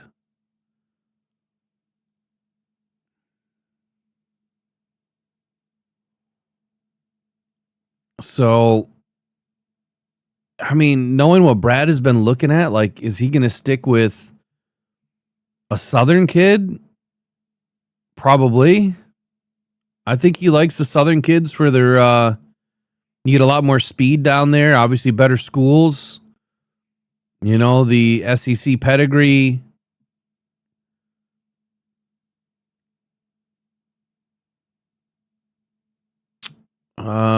If we're looking in, we don't have any 3rd round picks, but I think that we'll have one before this is all said and done. If we're looking into the 3rd round right now and say we're going to get a safety there, you know who we could end up seeing in the 3rd round? Zaki Wheatley out of Penn State. 200. I mean, there's so many DBs in this draft. It's not even funny. Like it's seriously loaded. I haven't seen this many DBs in a long time. And when you look here, let me just read this list real quick. Listen to all these DBs. I'm just going to read their height from the first ranked one right now all the way down. 6 foot, 6 foot, 6 foot, 5'11", 6 foot, 6 foot, 6 foot, 6 foot, 6 foot, 6'1", 6 foot, 6'1". Now, this is college height. At the combine, that's going to change. But 6'1", 6 foot, 6'2", 6 foot, 6'2", 5'10". So far, only 2 guys under 6 foot. 6'1", 6 foot, 6'1", 6'2", 5'9", 5'11". So out of the top 24 guys, you have 4 guys that are under 6 foot. Last year, it wasn't like that. Last year, there was a lot shorter status, shorter stature of DBs.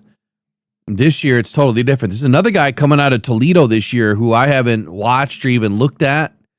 Emmanuel McNeil Warren.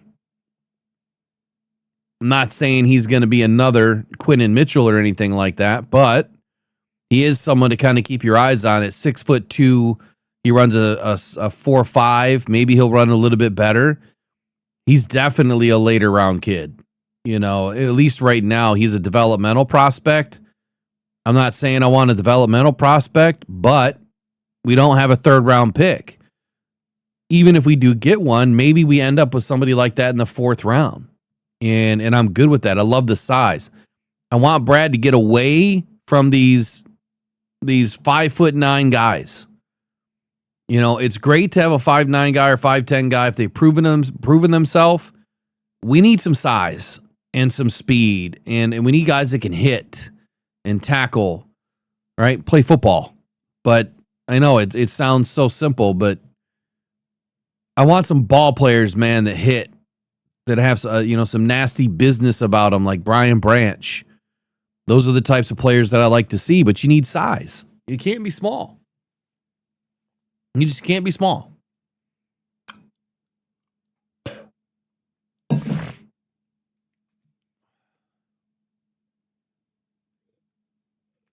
That's crazy. Tom Grosky raised $108K today. That's nuts. That's nuts. I only wish I could do something like that for Rockhound Cancer Foundation. We'll get there eventually. We've done pretty well. We got a long way to go. Takes a few years to get 501c3, and once you get 501c3, then that really changes the ball game.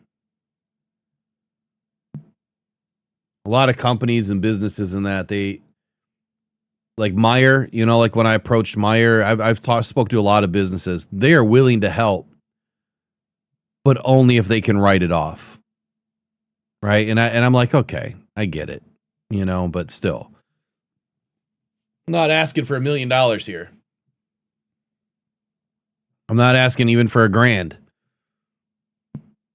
I was asking for them to donate, when all their backpacks and school supplies go into the deep discount bin, after the main rush and everything goes into clearance. I said, let me just have all that, at a even deeper discount. And they said, yeah, we'll do that, but we got to be able to write it off. Like, come on. I just want to pack some backpacks full of stuff for 50 kids. So my number is 50 for the first few years. 50 kids, 50 coats, 50 families for Thanksgiving, and then 50 Christmases. So that's next year's plan. It's not part of really Rockhound, but it's an extension of it. It's not just cancer. It's helping people, man. Just want to help people. All encompassing. I don't want to be just in one box. So anyway, looking at some of these guys, so if we do stick with like an Alabama school, for instance, you got Keon Saab. He's 204 pounds, 6'1", runs a 4.5, 4.55. He's got a high rank right now, like probably And when I mean high, I mean low. Probably end of the third, probably going to slip into the fourth round right now. But his film definitely shows some NFL traits. But there are some concerning limitations that they're saying right now are going to dictate what his role is going to be at the next level. So maybe, and I have to go watch his film myself, but I don't know. Did he play free safety? Like, where did he play? He might be limited at the NFL level as to which safety position he could play.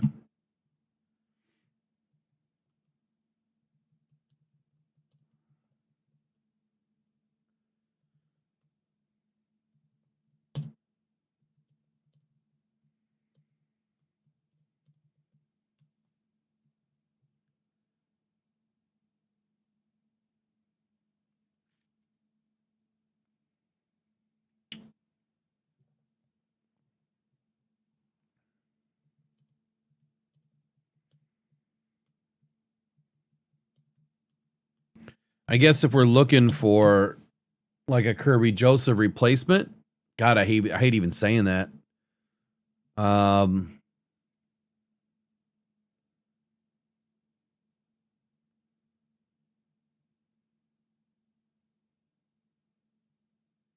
You know, Kirby to me he's a true free safety.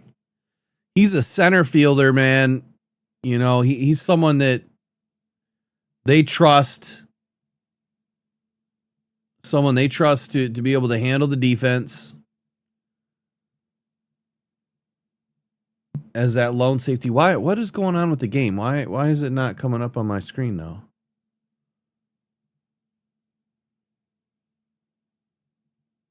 You feel it. There it goes. Download the Fox.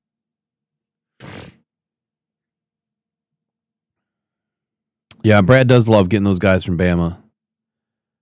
But anyway, back to Curb. So he's a true free safety, right? He's that center fielder. I hate that position. I really do. I hate single high safety with a passion.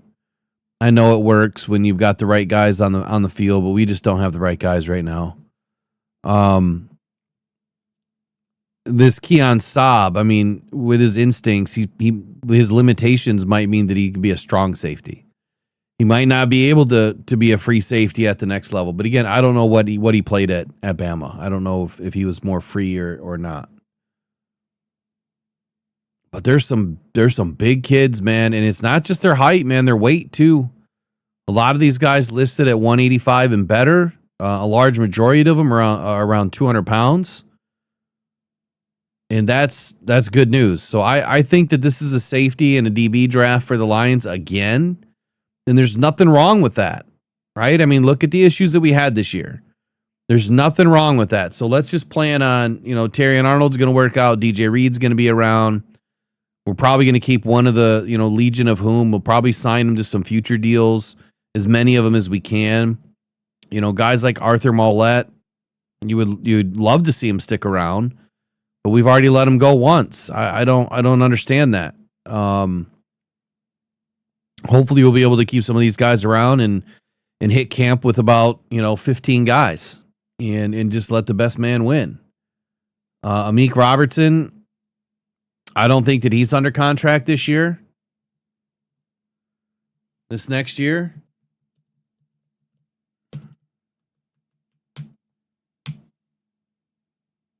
Pretty sure he's not. Nope. This is his last year. He's making 6.4 this year, so I'm expecting he's going to want... He's probably going to want a 3-year deal.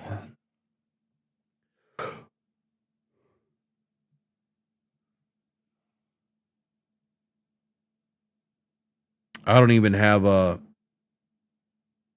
comparison right now. All right, Bears just got the ball, and they're out to about the 34-yard line. He said if Willis, in fact, goes, and we know from EA that he will, he has full faith in Dennis Allen and the defensive staff to adjust to the differences that Willis is going to present. He said, we know that they're going to emphasize the rush game. This is crazy, man. On the offensive side, he said, we're moving the ball effectively. I'm the one that screwed us up on that 4th and 1 play call. I'm the reason that drive stalled. Finally, he said the wind will affect every decision on when to go for it, when to kick, and from where. Yeah, no doubt. It just seems like the Bears have been in these kind of lucky situations too, and the Packers. Like, you get in these crazy, weather games. If you don't have a good ground game, or vice versa, if you don't have a good run defense, you're at a disadvantage. And I think that that's kind of played into both of these teams' hands. The Eagles game, right? That played into the Packers' hands, even though the Eagles won. It played into the Bears' hands. The Bears won. Did not play into the Lions' hands, even though it should have. But we didn't win. It just seems like both these teams have had great opportunity, even though bad weather, it doesn't look like bad weather. The cold and that wind, I mean, it's the wind that is causing the problem. Look at that free rush at Caleb, man. And you got a guy that's totally wide open. Wow. Mononga just ripped one off for like 60. 34 yards. There was miscommunication at the linebacker level. Cooper wasn't sure where he was lined up. Walker blitz, so there's nobody on Mononga. He's kind of looking, where am I go? You got to go over here. That's your man. Wow. Goes out to Mononga. Mononga makes some pay. How can you make mistakes at this level? They didn't even do anything sneaky. Now it's Swift who gets the pitch to the left, and he is. They got that one sniffed out. There's Nate Hobbs, who came up from the secondary and made a nice play. Boy, the Packers gave him a lot of money in the offseason. He's been hurt, and when he's been in there, he hasn't been what they had hoped. And that's a pretty stellar move right there. Yeah, they brought him in. Yeah, I saw that. Raw loved ruled out. I was looking for your halftime update. Did you call? Did I miss it? Probably missed it. Williams out. He's done a solid job over the course of his career. Williams on the fake with time. Man, he had all day. Ball nearly picked off. Wow. Williams take a shot. Looked like Williams took a shot. Just reading his eyes. You see him at the top of the screen. He's got love, and that ball's got. Oh, that should have been picked. That's when you got to cut it loose. You got to anticipate those throws rather than wait to see him open. You got to throw it right now. That little extra tick. McKinney has made so many guys pay over the last few years at safety. That's the one thing about Williams, man. You watch his eyes. He's not good enough to throw you off. He tells you exactly where he's going with that football. There's Hobbs again with another nice play. 2 on this drive and 4th and long. And let's see, they're going to send out Cairo Santos, and this is no gimme into this wind, that crosswind today into this end zone. Yeah, such a great tackle in pursuit, swarming the ball. You see the play call by Ben Johnson was just try to improve the field goal, and the Packers defense said, no way. Come up there and buckle your face mask. It doesn't look like much wind right now, but I'm gonna say he's gonna go ahead and he's gonna miss this one right. Or no, he's gonna push it left because he's gonna overcompensate. Oh my! Look at that hook! Wow! He went way left on that. Delivers it home to get Chicago on the board. Watch the action on this. So hold on. We want 3 double chickens and fries. Sorry. Crazy kick. Cheeseburgers with mayo. No, ma'am. Don't forget my strawberry milkshake. So hold on. So we want 4. All right, I guess we'll get back to some of this draft board here. Who else we want to look at? I'm gonna have to start making some short lists. I got to start watching film like crazy.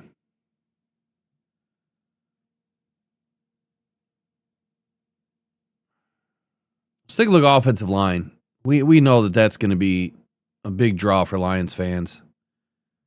Rightfully so, man. We need someone. We need a center. We need a center big time.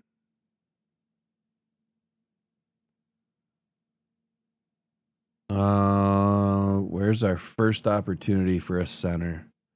Yeah, Jake Slaughter out of Florida. 6'5", 303.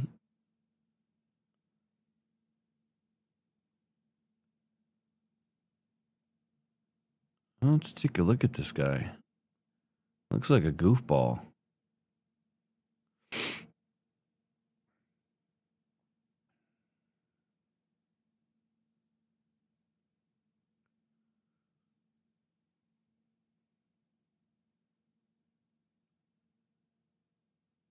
Wow, 96% pass blocking, 87% run blocking.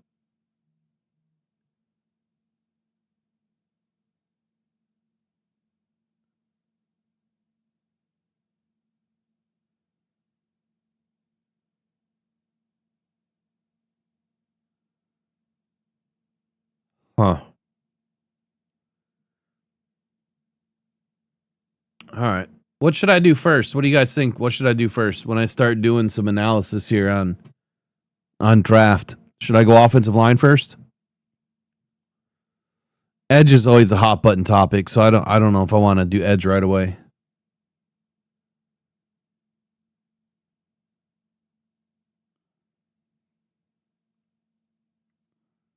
Offensive line. Here, we'll do a poll.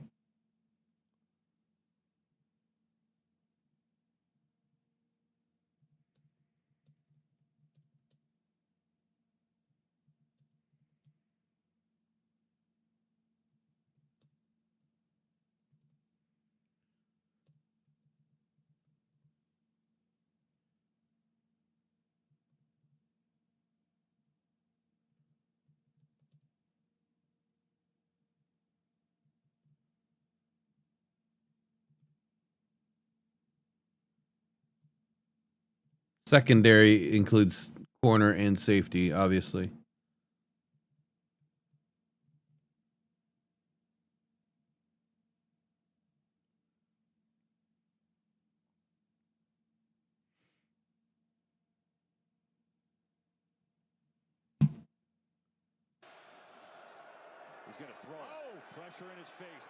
Wow, what a pass by Willis. My God, how lucky are they? They didn't even need to pay Love. Willis has a cannon. Dude has an absolute cannon. Watson coming to the left. He picked Musgrave. He kind of missed Christian Watson. You see him coming across the field. He was kind of scot-free. No one on the backside of that defense. They all got kind of intrigued by that ball fake, and Watson's like, bro, oh boy, that's a walk-in. But good throw by Willis. They're going to need to see more of that.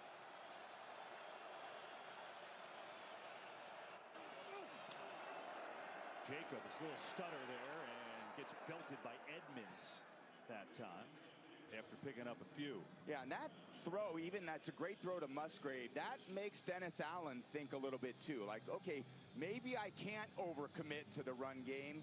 He's kind of hit a few of these passes, been pretty accurate. Guys, we got to go back to our normal game plan. We're dealing with a guy has a lot of trust to throw those type of routes. That Coach LaFleur's put that in Malik Willis's hands here early in the third quarter. This, they're going to hand it off to Savion Williams. The rookie wideout comes in the backfield. Actually, That's a unique play. It'll bring up a third down and about 2. Yeah, they didn't work on that play in the practice this week. That was Willis to Williams in the handoff off the orbit motion.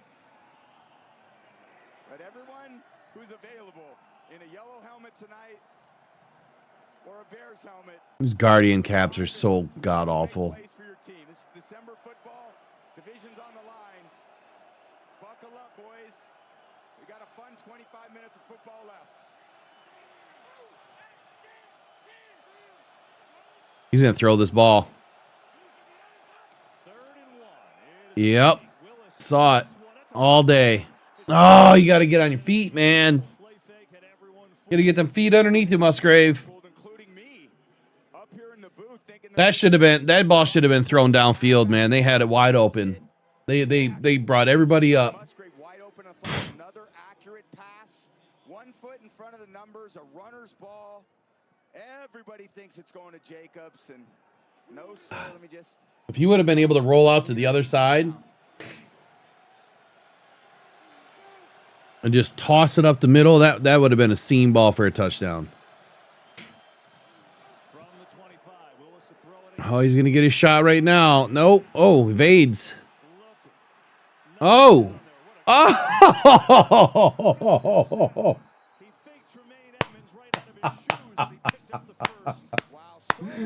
Oh shoot! There's an injured Packer. Love it. Oh, you guys missed it last night. If you weren't in the boxing stream last night, I lost it. I completely lost. I busted out laughing. I had probably 10 minutes when Adesanya. He did a. It looked like he was gonna kick Woodley. Looked like he did the old rope-a-dope, man. He faked like he was gonna kick him, and Woodley kind of did one of these, and Adesanya just hammered him. I was laughing so hard. Oh, that was good. We had a good time last night for a little while. Well, it lasted a couple hours. So Reed is injured and Watson. Oh, I don't know, man. I don't know which devil to choose. The Bears or the Packers.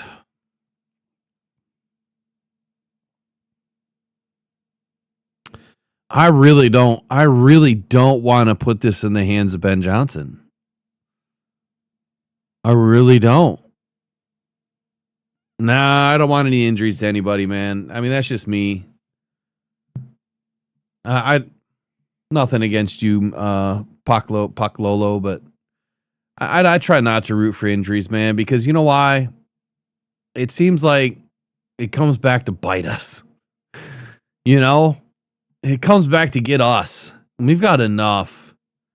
I hate seeing guys get injured. That's just me, though. Nothing against you. I know what you're saying, though. You're trying to level it out a little bit.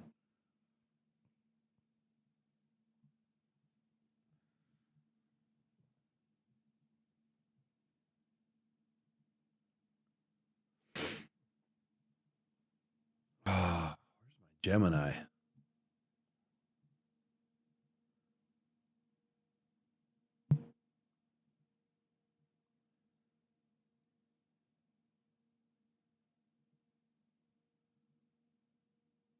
All right, so Wilson's going downfield. Oh, and he runs into Reed.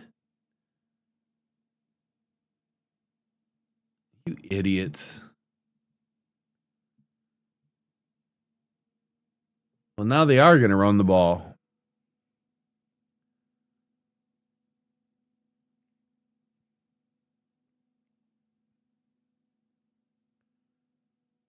Good run. LaFleur, because Willis is such a different player than Jordan Love. Yeah, LaFleur has this Dennis Allen defense just guessing out there, thinking, okay, we're going to kind of load up and stop the run. And all the history of Willis at quarterback has been a ton of run plays. But that's where these play-action fakes become so valuable. And Willis scrambling, using the effectiveness of his legs in the open field, has got this Bears defense on skates right now. See Jaden Reed back in for the Packers. That's good news. All right, Reed's back in. Second down. Willis going to keep. It makes a nice move. Willis got that first down, man. They got to be careful with him. He's the only quarterback they got, right?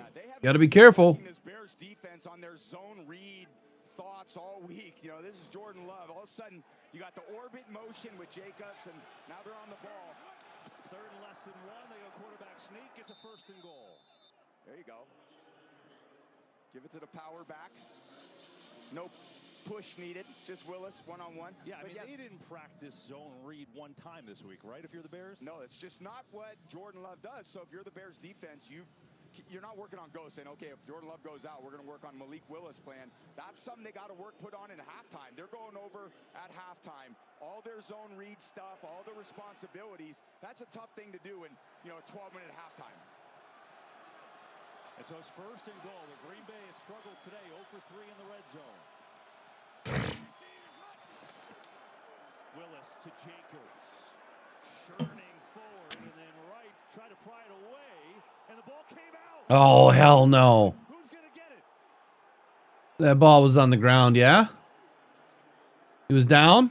Churning the legs, and Nashawn Wright rips it out. What a year he's had. Oh, come on. No, no, no, no, no, no, no, no. This is some BS. We're still waiting for the official signal. I think Tremaine Edmonds is under there. Oh, my God. Unbelievable.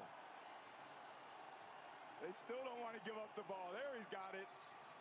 There's my early I gotta see this play again. Come on. Nashawn Wright does it again. Let's see and confirm if the ball came out. Oh, yeah, that ball's out. For sure. Wow, one of the steals of the offseason. Signed on a veteran minimum deal. What a playmaker. 5 interceptions, Wow. forced fumble, 3 recoveries. Fearless in run support. Oh. The 5-yard line for the Bears defense. Wow. Nashawn Wright, another forced turnover, and he gets it inside the 5 to halt the Packers drive. Bears take over. Taxes was feeling unwelcome. Man. Now taxes is an open door, literally, to new TurboTax stores. Meet our experts in person. They're ready to do your taxes. I guess I better add a section to DetroitFootballJournal.com so we can get rolling on the draft. I need some heat in here. I'm freezing.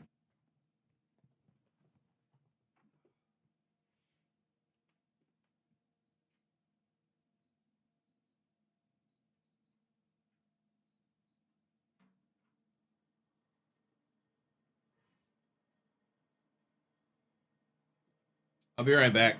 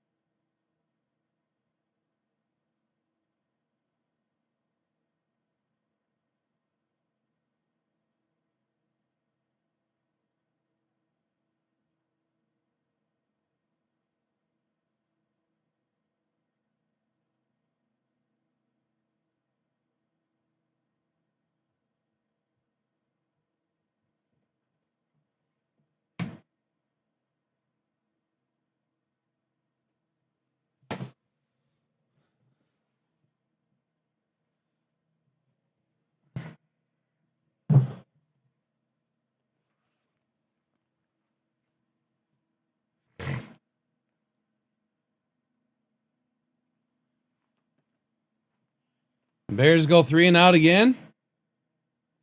Wow. They can't get nothing going, huh?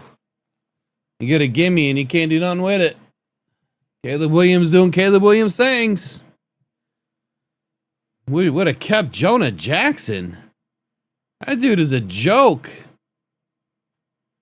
Old fingernail Jackson. Dan Campbell couldn't stand that dude.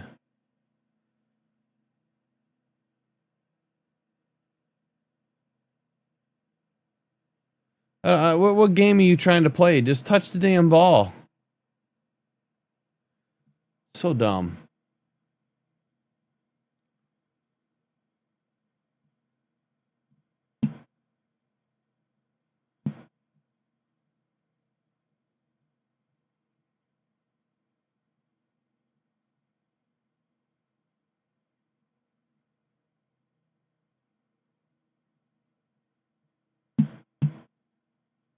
All right, let me get this thing back up here.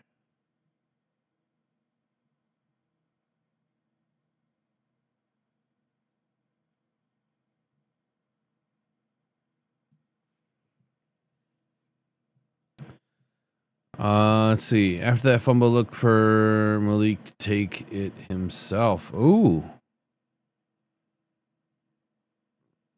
Yeah. I just hope that they don't I just hope that they don't get Malik hurt. You know, he hasn't played a lot. He's got a soft body, you know what I mean? You don't play a lot, you don't take a lot of hits. Did you guys see that thing I posted on Twitter? That Rams Ram It song. It's the goofiest thing I've seen in a long time.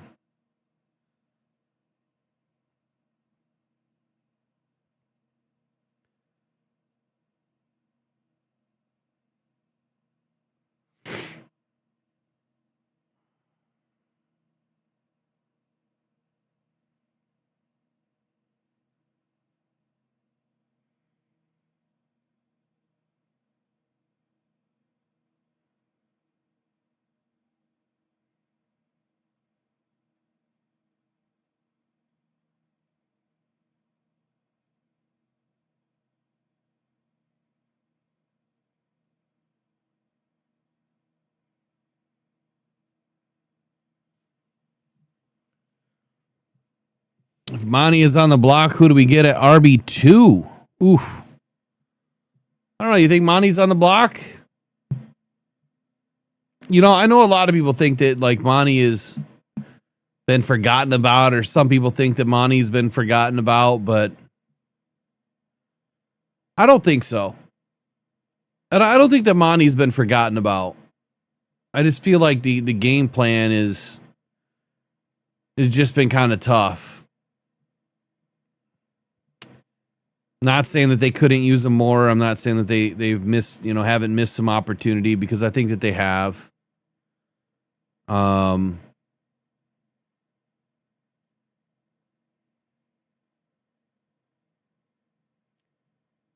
But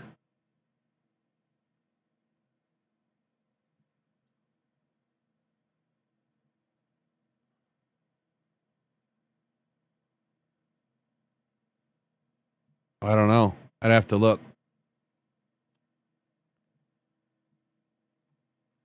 This next week, since it's Christmas, I'll be on obviously Monday, Tuesday. Let me check my schedule.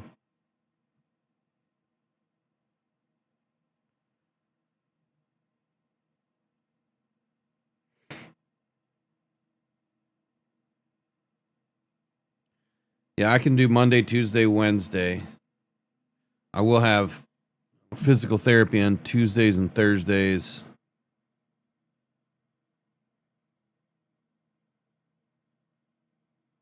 So that'll be later. Anyway, make sure you share the morning show Monday, Tuesday, Wednesday for Christmas. I'm going to be giving out a lot of free subscriptions to the Detroit Football Journal.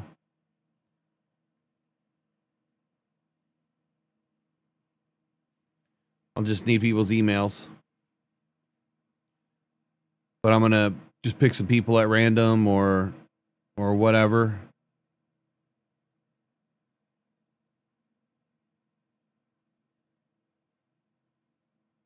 Or I'll give people a window of opportunity to email me their emails. And I'm going to give out some free subscriptions.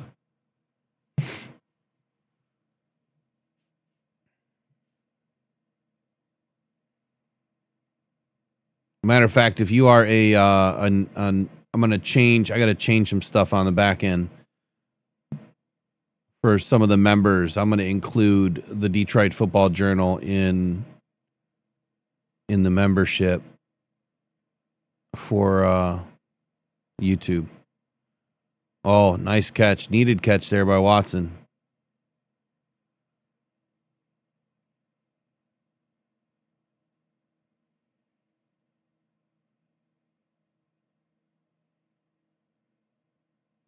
What are we deleting? What do you need deleted, Raw? Where you said, what a catch by Watson?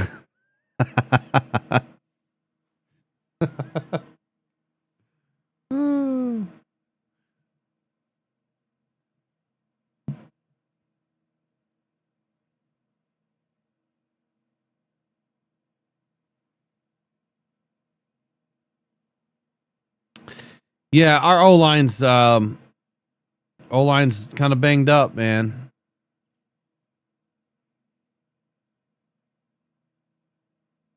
But I think that's the difference between running backs too, right? I mean, if you have to have a perfect O-line to run the football,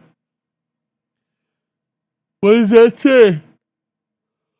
What does that say about the running back?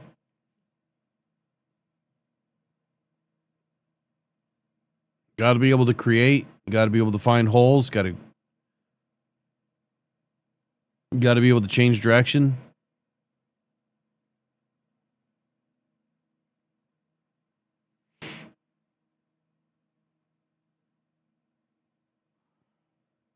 You guys must be way ahead of me, man. Don't give it away. Man, look at all that stuff just blowing across the field like that. That's crazy. Oh! What a strike!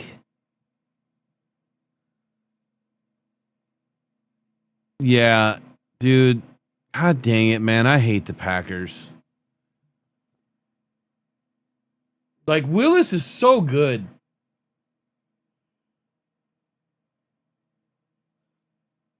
I forget, where was he? Where was he before Green Bay?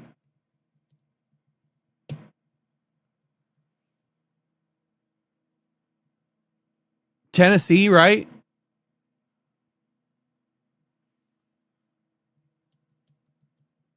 Isn't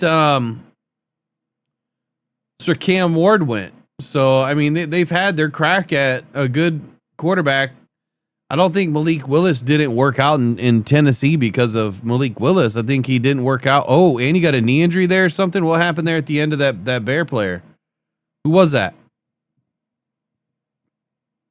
Did you see that? Am I seeing stuff? It looked like he had a knee injury. Like he...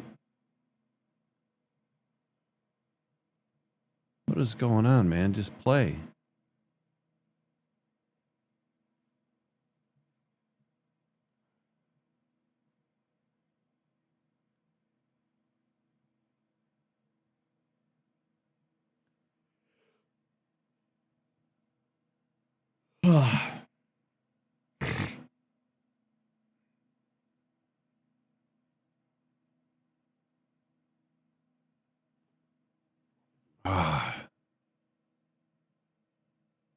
Why can't I? Why am I in the Washington Commanders game? What is going on here?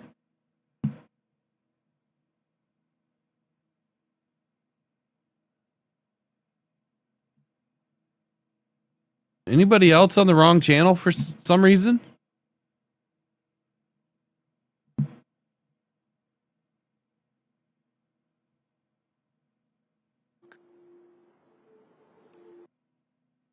That was weird. I don't know how that happened, but it was showing the Commanders and Eagles game.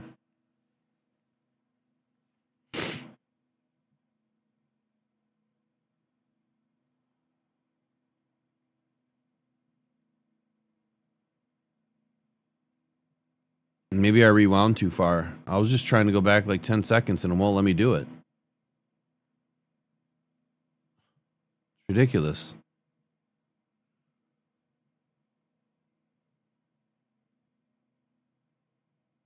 Yeah, this is ridiculous.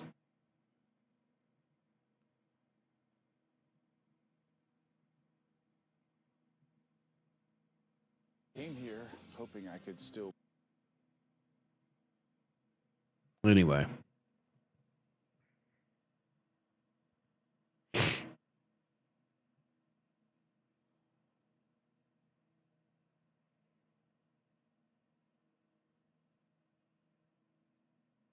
Yeah, you definitely got to give Green Bay some coaching credit on Willis, man. That like they're loaded.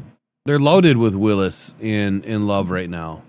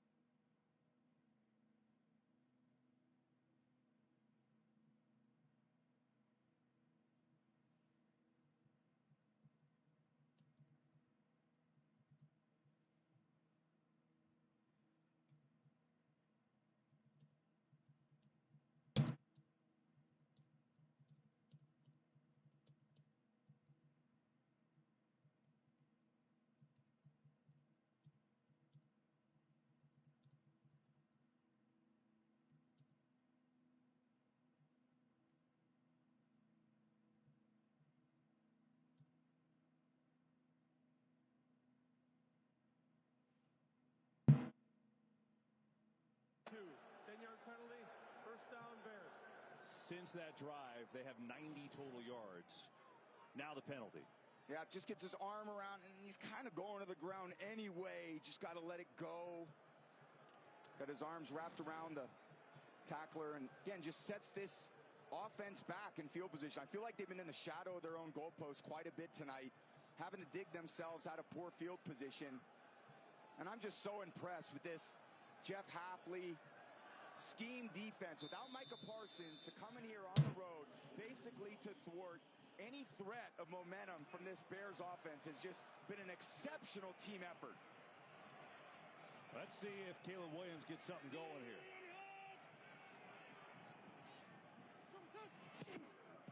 Gonna get the run game a try with DeAndre Swift. Remember how this game started with the two big runs from Swift and Monungai. It's been held in check for the most part. And you talked about Hafley. He was so fired up when we talked to him this week. Tom, he's hey, we were a top 5 D last year. They're showing it tonight without one of the best players in the league and Micah Parsons. There's Hafley, who's allowed just 3 points as we go to the 4th. First place in the North on the line, and Green Bay is up by 10. Thrillers on Tubi will be free forever. I have to stalk them forever? Forever. But they're so boring. When winter hits, one area might be clear, while the next is a whiteout. Same storm, different neighborhood. That's why Fox 17's neighborhood reporters live in the communities they cover, sending real-time conditions from the places we call home, while the Fox 17 Weather Ready team breaks down the big picture and what's ahead. We're not just reporting the weather, we're living it with you. Stay weather ready. Watch Fox 17 or tap into the Fox 17 weather app now.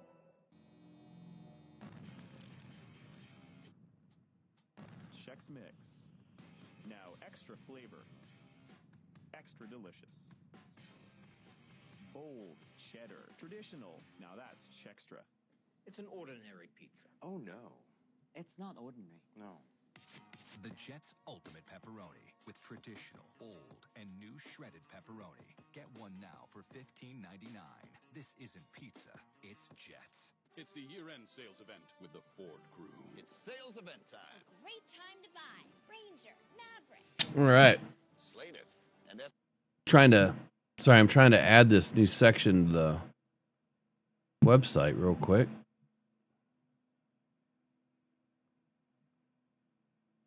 Forgot how to do it.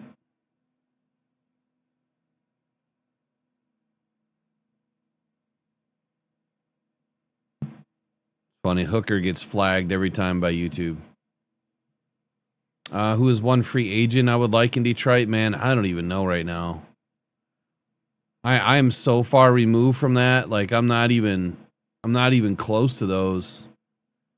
We don't know who the free agents are really going to be.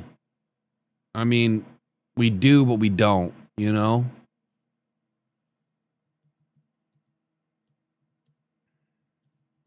Let me take a quick look. See if anyone just kind of screams at me.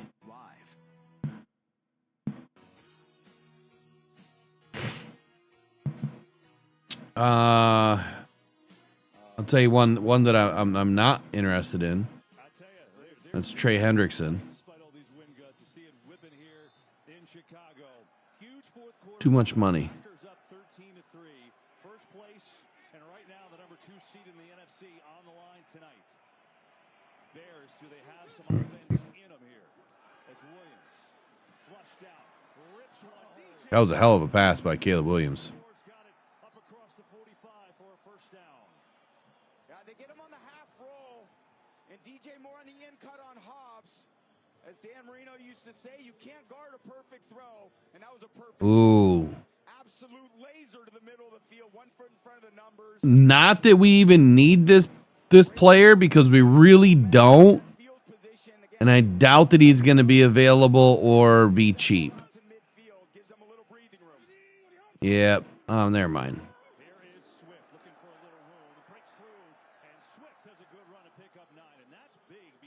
Never mind. He's not going to be cheap.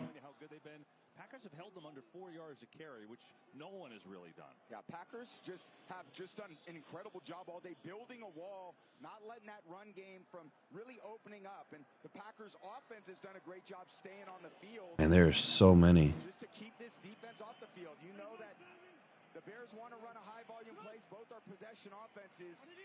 Green Bay's won that battle thus far tonight. Swift looking for a cutback lane. Good hard run, breaking tackles for DeAndre Swift. Inside the 40 he goes. Yeah, what happened a couple weeks ago at Lambeau. Let me try to skip all the way down. Packers got ahead. The Bears were handing it off, and it was kind of a 2-yard gain, 3-yard gain. But by the fourth quarter, they were 6-yard gains, 7-yard gains. And the dam broke a little bit. But just the Packers defense has not been on the field that much tonight. So I just don't see that happening here in the fourth quarter. They're going to need their pass game as well. And Bears are on the move. Works his way down to the 32. It's another solid gain. And you talked about, the Packers D. What a difference from 2 weeks ago. They haven't been on the field because their offense has really controlled it. You see the big difference in plays and time of possession. So it doesn't feel like getting worn out is going to be a factor in this game. And it's kind of a byproduct, too, KB, of the way that the Bears chose to play defense tonight. They weren't going to play a lot of man coverage. They were going to be bend don't break. Yeah, we're doing a little draft talk, little free agent talk, just a little whatever talk, just kind of hanging. Here's one that's kind of popping up for me. And he kind of fits the Brad Holmes MO.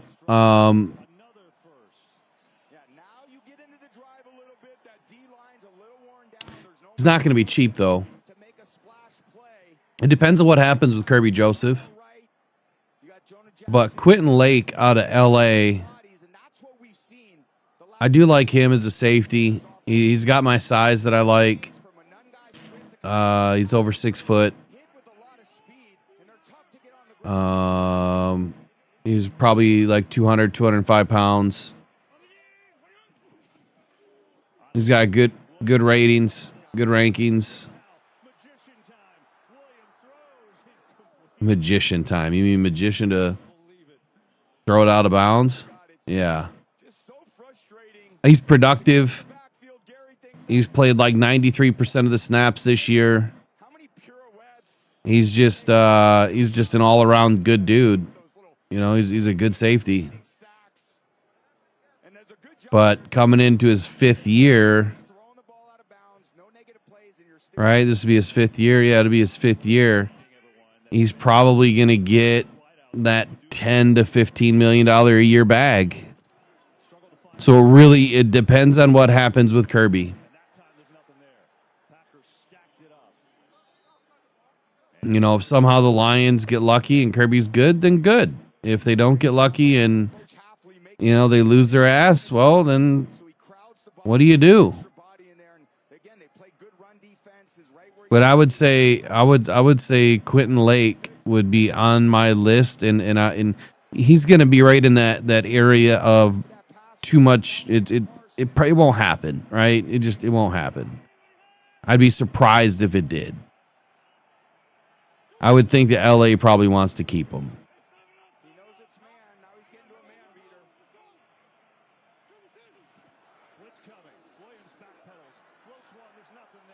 Wow.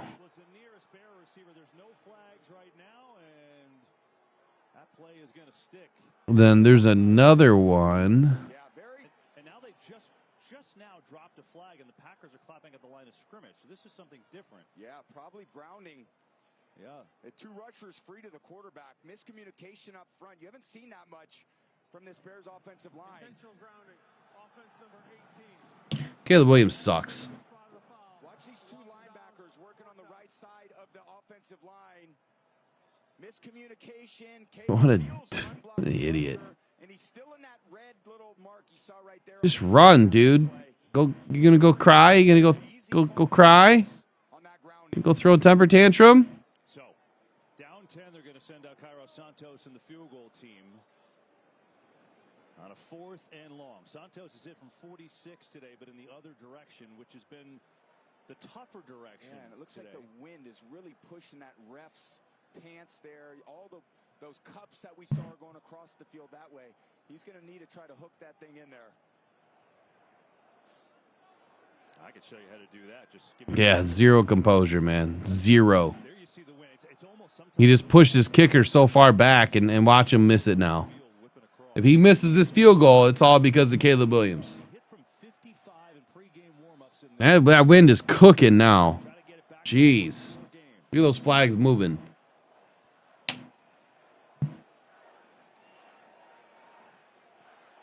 Such a tough kick here, KB. Yeah, that's going left. Come on. Go left. All he has to do is just barely miss it, and that ball's going to miss. Oh, he got it. Oh! Just barely. Nice kick, dude. Nice kick. You saved your quarterback's ass. You couldn't have hit it any better than that.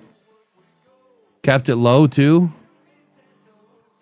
For an elf, the holidays are stressful, but Verizon's got a bonkers deal on the new Samsung. Okay, so here's another safety I think that, I mean, not that I think I like, but I don't think he's going to leave Seattle. And that'll be Kobe Bryant. I liked Kobe Bryant when he was coming out of the draft. So, yeah, those are my 2 high-profile safeties, but that's like me asking for an edge. You know what I'm saying? That's you guys asking for an edge. That's what it's like. I'm asking for something that I know is highly unlikely to happen. So if I were to go analyze this and look for some, low risk, high reward, low value, contract wise free agents, it's going to take me a minute. That takes a lot of work.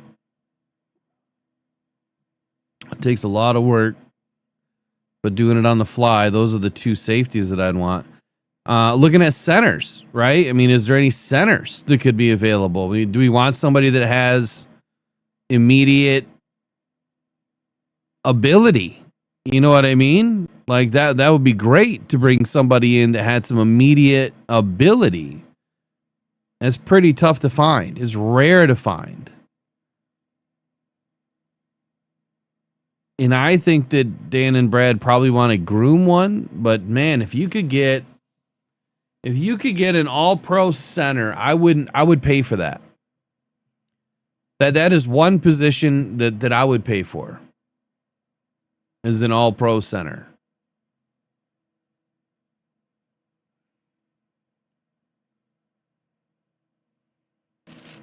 I don't even know if there's any. I mean, there's a lot of centers that are coming available. I just don't know if any of them are all pro.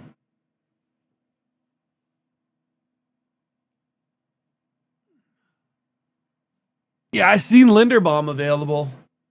He's older, isn't he? No, I'm sorry. He's young. He's only 26.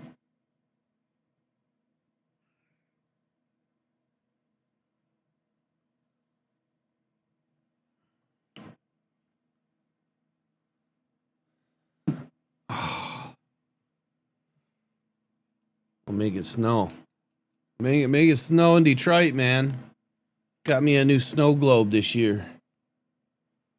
The Lion snow globe.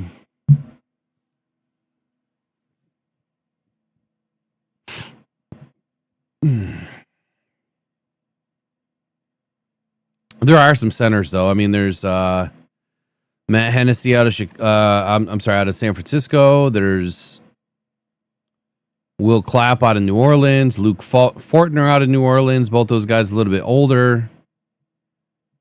Linderbaum out of Baltimore. I can't imagine that he's going to leave, but at the $17 million price tag that he's probably going to command, it just depends if Baltimore has the money, man. There goes Willis again. Jeez. He gave himself up. That should be a late hit, no? Yeah, there it is. Can't hit him, man. He gave himself up.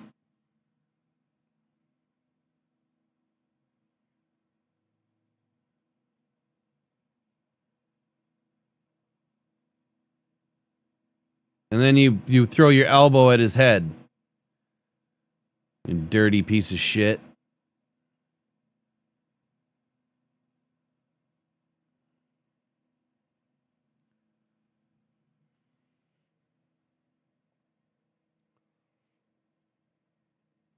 Yeah, that you got to throw it there, man. He was trying to hit him in the head.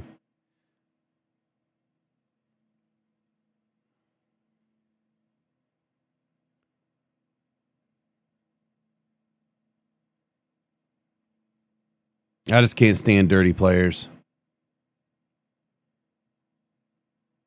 Oh, I love this play. I don't know if it's going to work, but I love that play. Oh, no. Who's down now? Golden? Is Golden hurt? Oh, they're tight end?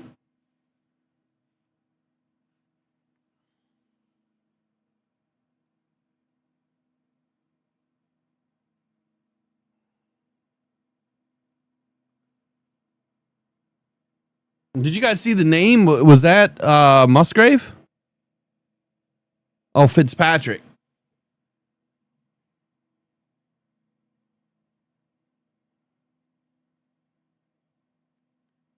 I don't think Frank's coming back next year. You know, and the reason why I say that, Raw, is because he's got a grade 3 hammy, man. And he's already had enough. I just don't know that he really wants. That he really wants. You know what I mean? That really wants to fight back and keep battling all these injuries. And like, did he not get? Do we know if he got surgery? Because it's not like if a grade 3 is a full tear, right? So did he have surgery?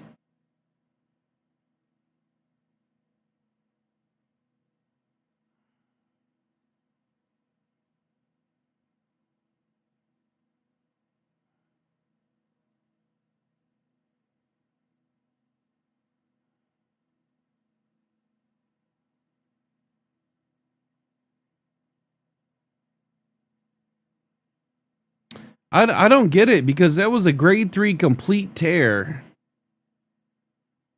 And I don't see anything where he's had surgery. Now, the thing is the NFL doesn't have to report it because he really never came back. You know what I'm saying?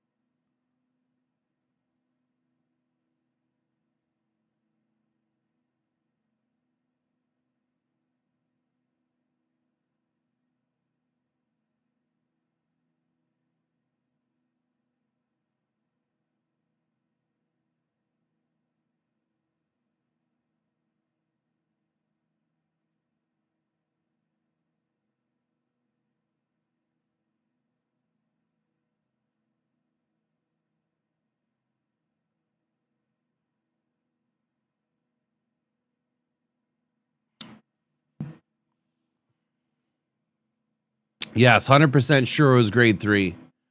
That's what they reported. I just looked it up again because I was looking to see if he had surgery. And, you know, again, I guess I don't know why I'm looking because he's not officially on the team. Man, Willis has all day. You got to get rid of it, dude. Look at him go, man. My God. He's just tearing these dudes up.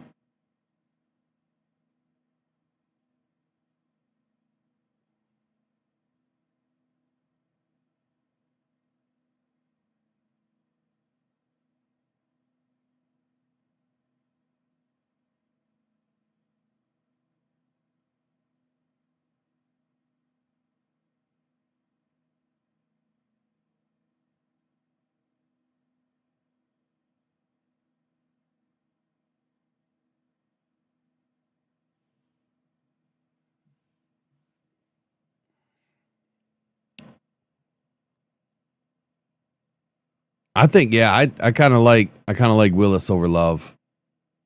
But you know, we're looking at this in a vacuum, right?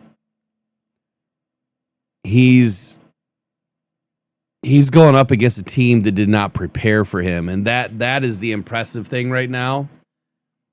And this is what is giving Ben Johnson and that defense fits because they didn't prepare for him. They didn't prepare for a guy that could run around. They prepared for Jordan Love.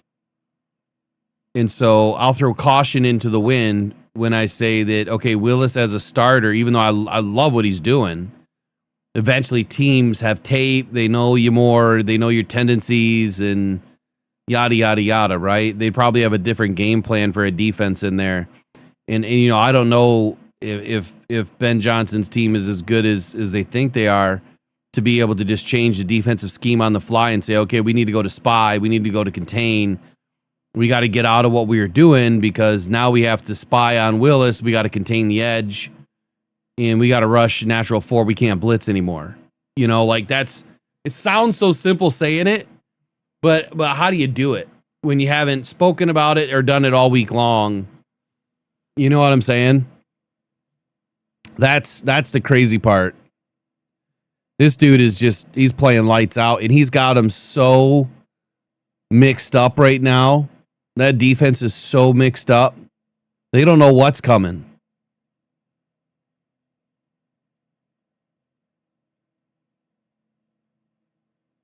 Yeah, Adam, you said something similar earlier, dude. Yeah, I remember that now. You see it playing out in real time, man.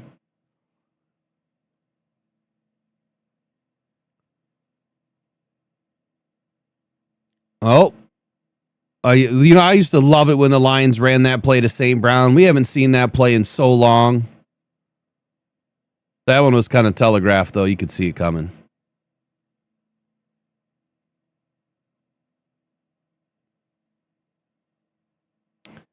You know, this is where an athletic quarterback can get after you. You know, there's a time and a place for an athletic quarterback And honestly, I think the best situation is this. You know, when you're using a quarterback that no one's prepped for. It's working out for the Packers. And Jordan Love will probably be ready for next week.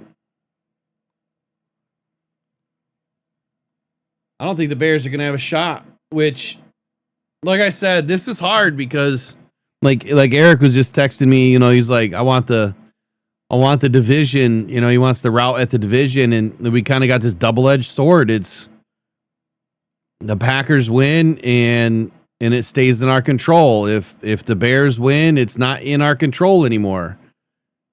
But we have like no margin at all to be able to win the division if the Packers win. I mean, we still have a very slim margin.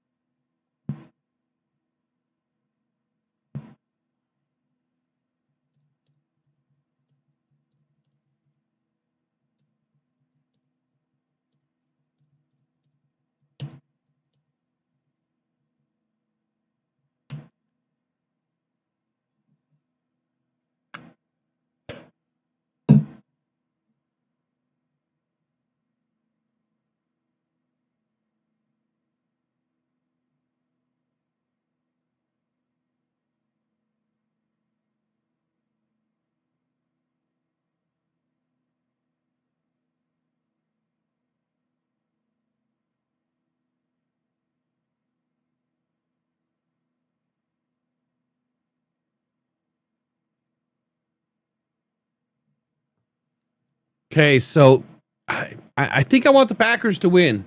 Let me read this to you guys again to make it clear as mud, okay? Did he make that? Oh, he did. So if the Packers win, this is how the Lions can still win the North. Detroit has to win out. We know that. No matter what, we have to win out.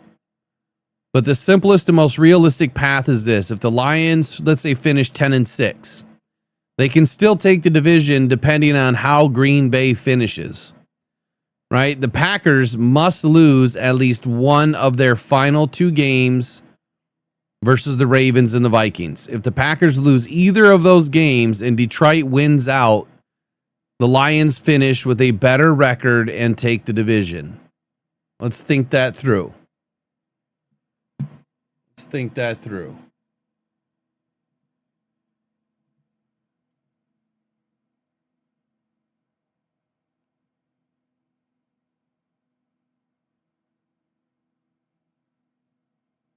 Let me put this game audio on.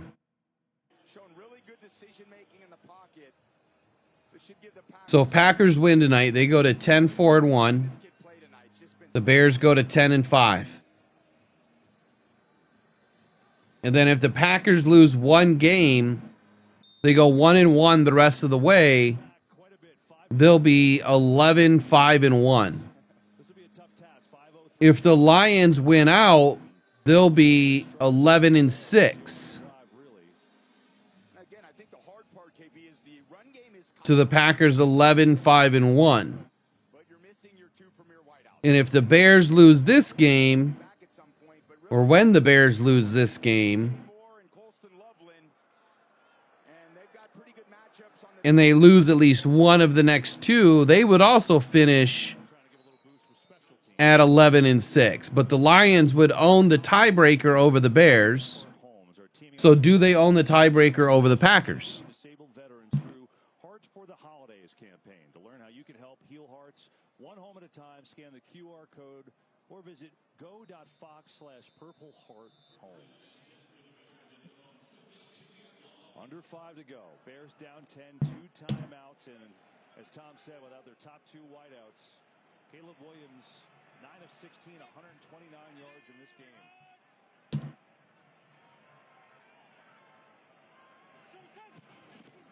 Four-man rush. Let's it go. Komet has the catch. That's a good drive starter. Going to pick up a first down and 12 yards on the opener. Yeah, good checking the ball down right in front of the the defense, right back on the ball. Basically, again, in 2 minutes, rest of the game. So that's actually not.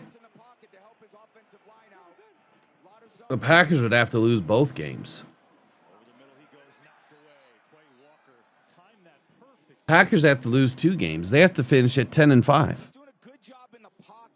Or 10-6-1. 11-5-1 still beats us.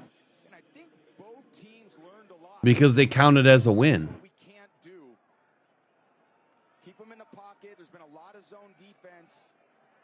It's going to require these running backs and tight ends to win in the short to intermediate middle part of the field. Williams throws it incomplete. Olamide Zaccheaus right there. I don't see the Packers losing right now with Willis.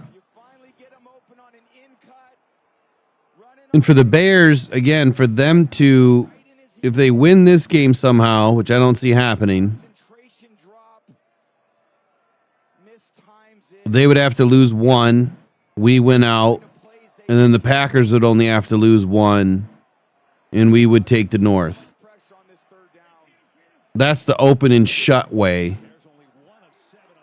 The harder way, but kind of the cleaner way is Packers win tonight, and then they lose their next 2. Lions win out. They own the North.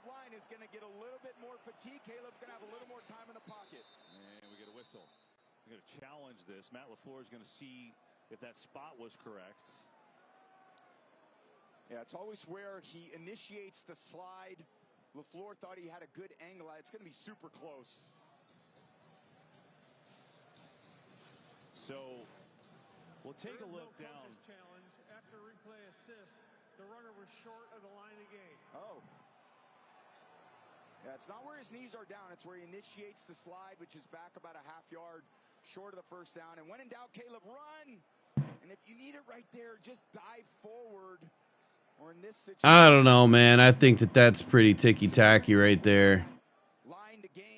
I think you got to give him the slide. Mike Pereira, it's the first body part to hit. That's when he's down, correct?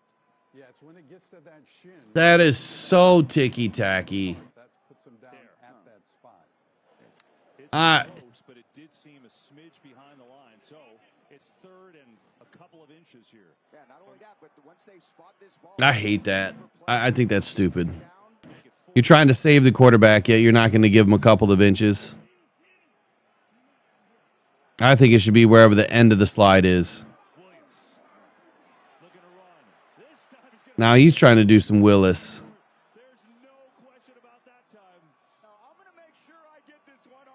Lauren, let me see what you just put in here. Let me see if I can make it make sense. If the Bears lose against San Francisco and the Lions, they finish 10-7. That's correct. We get into the playoffs winning 2 of 3, but beat the Bears. It depends on what happens with the rest of the NFL, yeah?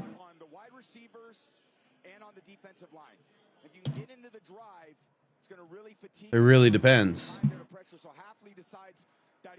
Here, you know, instead of just talking about it, why don't I just throw it up on the screen?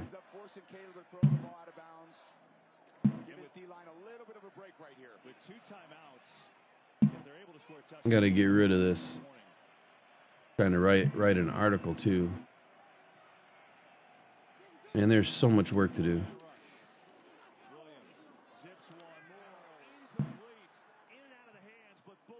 Let me finish adding this thing real quick and then.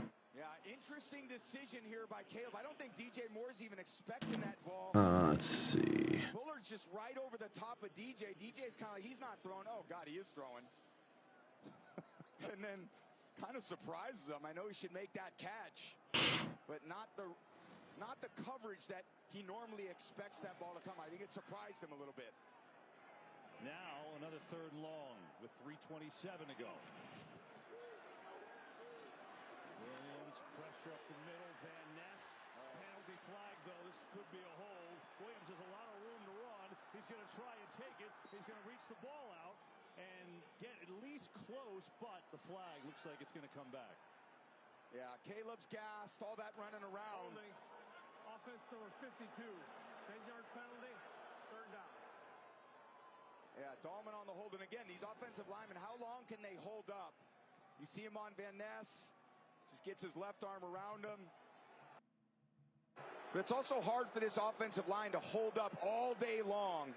See right there, the left arm just around Van Ness. Got a very costly penalty. Still, you got 2 downs to get 20 yards. Got to get at least half here. That's what Ben Johnson's thinking. Yeah, think about that one, too, is it knocks them out of field goal range, so they couldn't even try that option right now.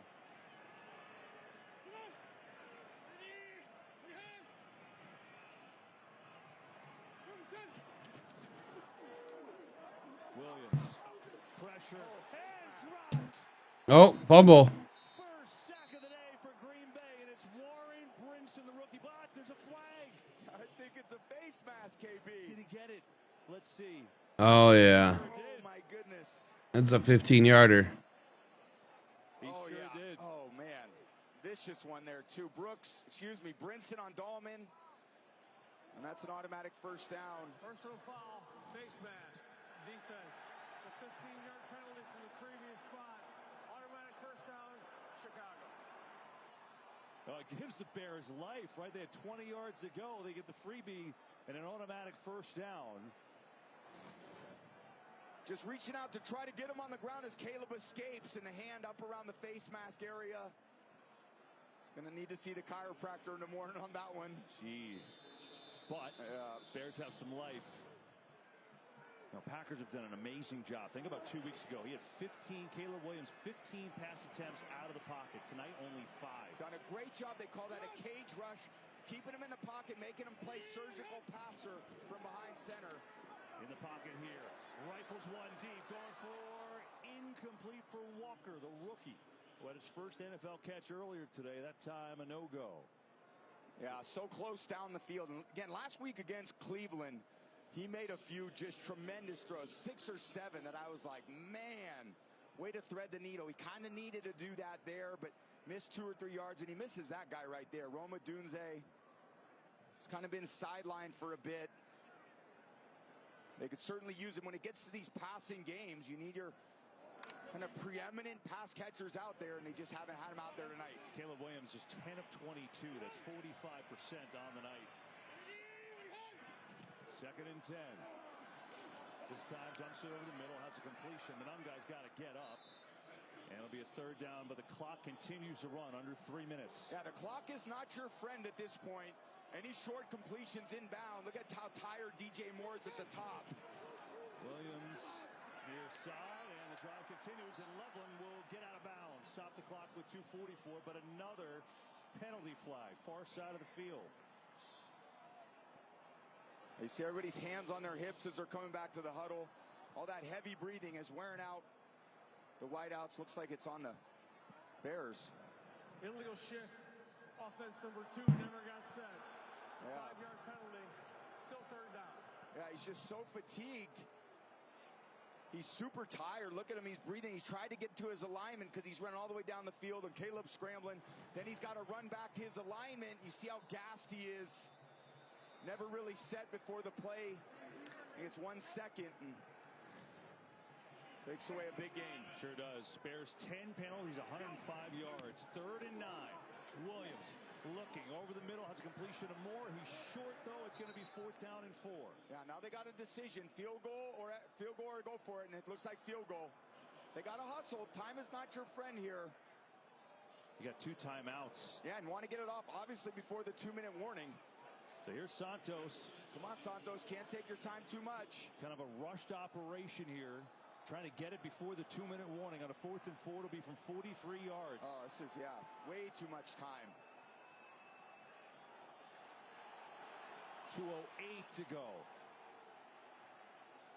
It's going to take him to the 2-minute warning. Yeah. Santos trying to at least keep the Bears in it, and he's up.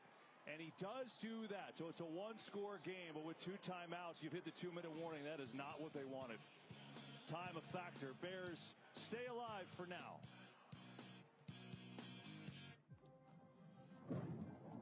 The Apple A19 Pro chip is vapor cooled because when you run cool, you can push your limits and juggle over 35 trillion complex tasks a second. Sorry, one sec. Trying to add this thing, and it's just being stupid. I can't figure it out.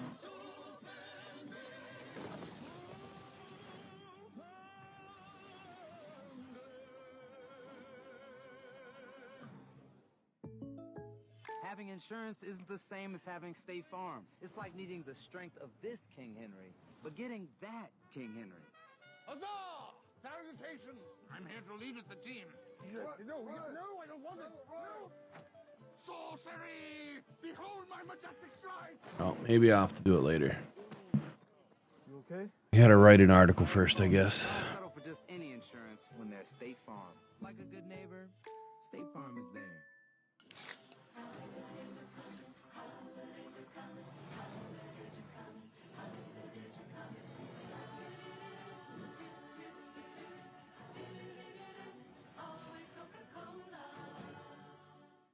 Oh no, your girlfriend's dad doesn't like his gift.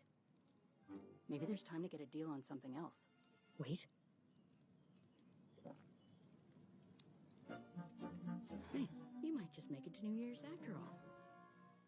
Here come the lucky ones, about to be unlucky. My anxiety. How much can you endure? I'm Johnny Knoxville. This is Fear Factor, House of Fear. Does it feel icky? Get me out, Johnny. This brain is 4% larger than average from watching FS1's daily shows. Colin Cowherd, engineered to activate your logical thinking and decision making. First things first, here, it's thought processing. How dare you! And this is the Chaos Zone, triggered by Barstool, where play and instinct live. We gaze on FS1. No brainer. Want more stats? Just ask Siri. Who leads the league in rushing touchdowns?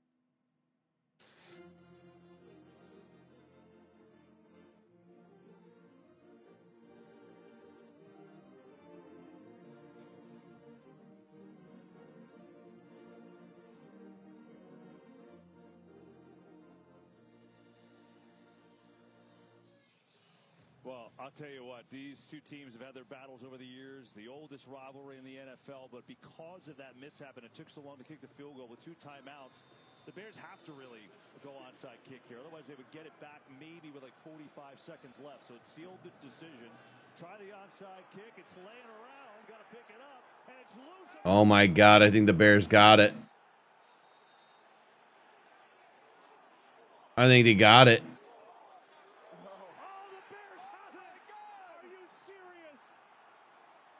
They're down by 7, though. 8% chance all year, and somehow the Bears get it. Unbelievable.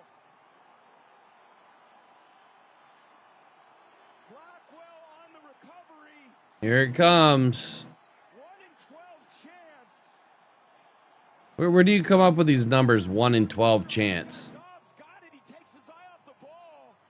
And at that point, there's so many black jerseys around the ball. Where do you go? I don't get it. Where's 1 in 12 come in? Sure-handed players out there. Dobbs is certainly that for the Packers. But a huge mistake here at the end. Crazy. Unbelievable. Cairo Santos is Unbelievable. That's his 3rd. Sounds like something I say. Unbelievable. That was my word for like a year. Can you imagine this? The Bears have Fuck the Bears. Is that what they're saying? wins on the year. Comeback wins, most in the league. They stay alive. 1 in 12 chance. 1 in 12.7365% chance that Ben Johnson is a traitor. No, that's a 99.9% chance.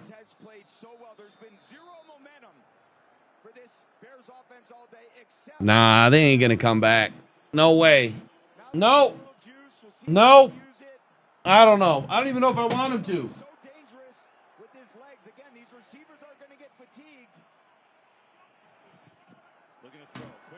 I don't even know if I want him to. I really don't. 'Cause this game, this whole scenario is so messed up. 50 with a minute 40 left is an eternity. At some point, you're going to have to Like you're damned if you do and you're damned if you don't. The double-edged sword. Oh, and of course now Caleb is hitting these guys. The Packers are playing this bend but don't break, and they don't want to call a timeout.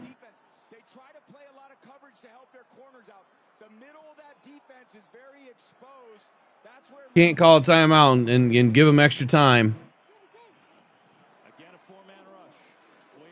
Oh, he hit him again. Oh, you can't let Swift go.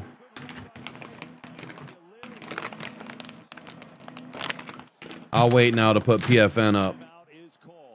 Yeah, interesting use of a timeout there. I almost think there's... We'll be right back after this message from State Farm.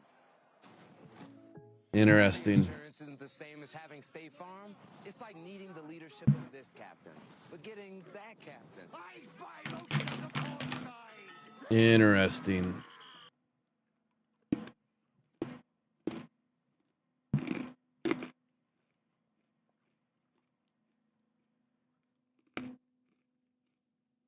How do you miss an onside kick? You know, my question would be this, because I don't know the rules as well as we probably should by now, because we just don't see onside kicks enough. Can you line up anybody extra on one side or the other on the receiving side? Oh, wow. Oh, wow. They're within scoring distance.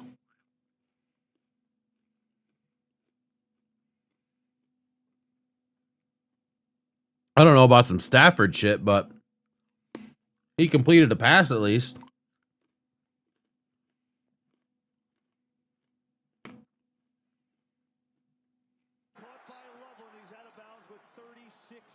God dang it. Do they go for two? Do they go for two if they get it? Indigo, dagger, a lot of different terms in football. But an absolute strike for Caleb. And on the next play, you got Loveland working on this short little out cut. Gets him out of bounds. Nice throw. How do you go Surgical, that's what you want to see from the from up 10? Now you about to have a tie ball game. Ben Johnson said if they scored, they were going for two. You could bet your bottom dollar he's doing it again if they can get in. Second down. Williams looking, throwing, corner. Oh, there's some Caleb shit. Intended receiver that time, and now it's third down. Yeah, he had him. You just need an absolute perfect throw, low and outside on the pylon. He let that one go high and inside, a little dangerous. There's Man, he had him beat too. If Caleb would have thrown that ball about a second earlier, and about 2 feet lower, got two more chances. Obviously, times Malik Willis played his damn heart out too, man. at the 2. You know they're looking for the score. 3rd and 4. Williams backpedaling. Ha! Incomplete off the goalpost.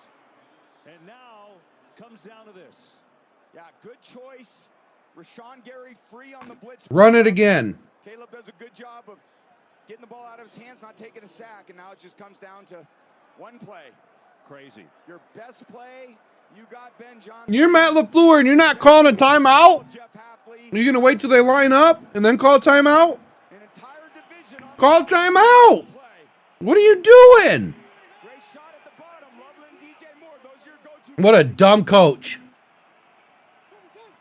Williams, pressure, throwing, corner has a man. It is caught. Touchdown, Janae Walker. Unbelievable. That ball was thrown out of bounds. And it just didn't have enough mustard on it. Williams with his Steph Curry impression. That fadeaway. Lobs it up in the air. Miscommunication and coverage. Walker comes down with it. Wow. An all-out pressure. No help. Miscommunication. Nixon thinks he has the guy that breaks inside. Nobody in coverage. Miss it. Going for 2. They're going to try the extra point to tie. Santos to tie it up. Damn, that was almost blocked. Unreal. The Bears had a chance to win for the onside kick. Unbelievable. And Janae Walker, who played 8 snaps the entire year, catches the equalizer. All right. Malik Willis for a 99-yard touchdown. He was trying to throw that ball away. He had no clue that Walker was open back there. He couldn't even see.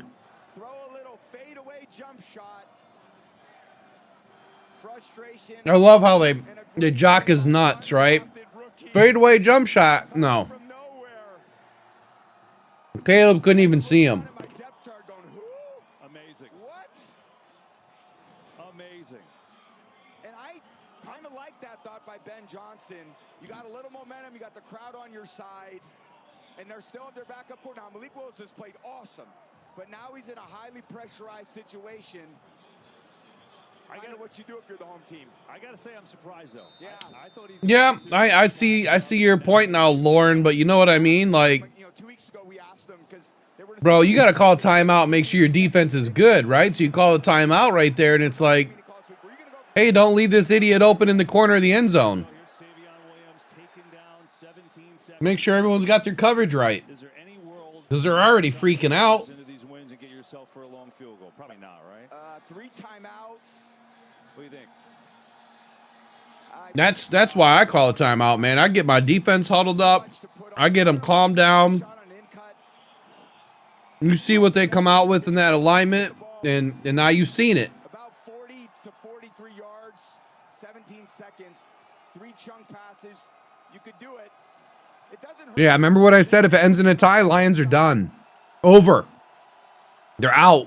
If it ends in a tie. Eric, you're ahead of us, so don't give it away.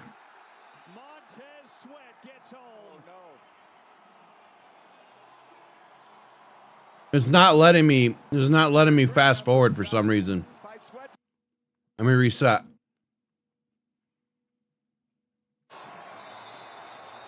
And so it takes us to the end of regulation. Yeah, this is not good. This is not good at all. If they tie, Lions are done. Season's over. And then Sweat kind of collapses his body on him. Exactly what I didn't want to see. And I said it at the beginning of the show. This place is electric. Oh, man, so much momentum by that onside kick. Bringing this stadium, bringing this city to life. What a game. Josh Blackwell recovered the onside kick. And then on 4th down, Janae Walker gets open. And here we are, overtime. Okay, gentlemen, in the regular season, for overtime, we play 1 quarter of up to 10 minutes, where both teams get a chance to possess the ball, unless one team keeps it for the whole 10 minutes, or unless there's a defensive score. 4th quarter timing rules apply. Each team gets 2 timeouts, and there's no coaches' challenges. All the replays come from upstairs, okay? Green Bay, you'll call a coin. That's a head, it's a tail, it's a call. Heads, heads is a call, heads is a call. It's a tail, you win. You want to kick. You want to kick? Which way do you want to go? Okay, stay just as you are. Chicago 1's going to kick. Green Bay receives down here. Good luck, gentlemen. There you go. Packers will get the ball first. We head to OT. First place in the NFC North on the line when we come back. Style or substance. Somehow, it became one or the other. But there is another choice. Not stopping until you have everything in the GMC Sierra. During the GMC holiday event, get a total value Sorry, of over I don't mean like it's over on the Sierra 1500 model when you trade in an eligible vehicle. That's it's over below MSRP. Can I help you, sir? Here's the bill from the dealership where I got my car, and I'd like you to beat it with a better deal on one of these fine cars. Not how it works. Verizon it is. Anyone can bring their AT&T or T-Mobile bill, and they'll give you a better deal. Isn't Verizon expensive? No. Better deal, best 5G network. They will have to win out. This little red situation here. Don't call it that. Bring your AT&T or T-Mobile bill to a Verizon store for a better deal today. On your way. You're not as cool as Verizon. Walmart Express delivery for Chad $2. Who knew Walmart delivers that fast? I hope your situationship likes it. Get a large stuffed crunch crust for $9.49 from Little Caesars. It has delicious breadcrumbs on a cheese stuffed crust that make it. Anyway, they'll have to win out, or the Bears are going to have to lose the last 2 games. Get the lowest price in stuffed crust for only $9.49. Little Caesars is the real deal. Pizza, pizza.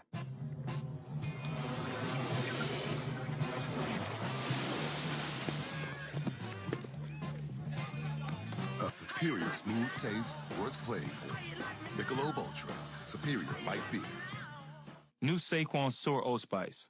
Smell like you can hurdle over a man, or a bigger man, or a really, really big man, or a truck driven by a really big man, or that really big man with a normal man on his shoulders. We're in overtime at Soldier Field, and the Green Bay Packers are without their starting quarterback, Jordan Love, and this is why. After that hit, he was ruled out with a concussion, and now Malik Willis, before we got to overtime with that body slam there, he came right over to the sidelines, Kevin and Tom, and Green Bay athletic training staff told him right away, throw the ball. Tom, you saw him throwing the ball on the sideline. What'd you see? Yeah, the mechanics looked a little different. He was definitely straining. He came right down on that right shoulder. We'll see how it looks when he gets out there. Here's Savion Williams looking for a return. He gets bottled up quickly. Well, this is going to be obviously big. Aaron said earlier in the game that, they don't have a third available quarterback. Yeah. So it's all on Malik. Willis is in. For overtime, each team will possess it. 16 all. First place on the line. Let's go. This place is absolutely on fire. What it's going to be from Coach LaFleur, some misdirection. Get him. His legs are still fine, that's for sure. But heavy dose of this run game. At least give it a shot. Try to keep it on the ground and play to your strength.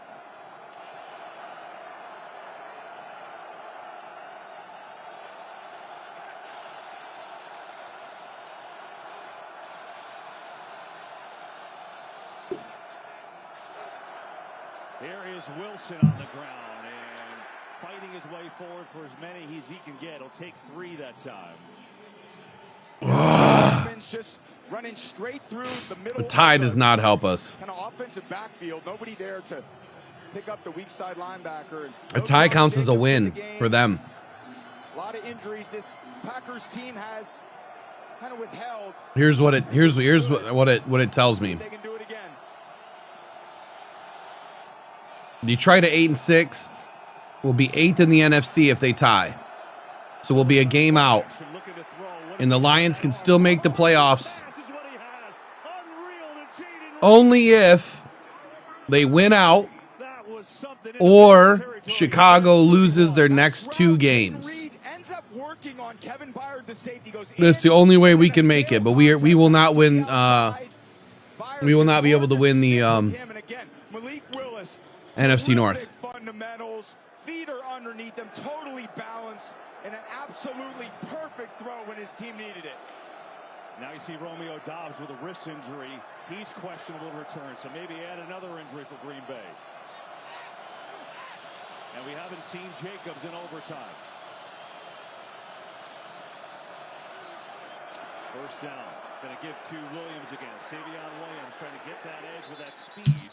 He's going to pick up a few. Again, just using all available bodies. It's literally whoever has a pulse for Green Bay is going to get a handoff. It's unreal. Someone touch it and do something other than the usual suspects. I mean, what resilience by this Packers team.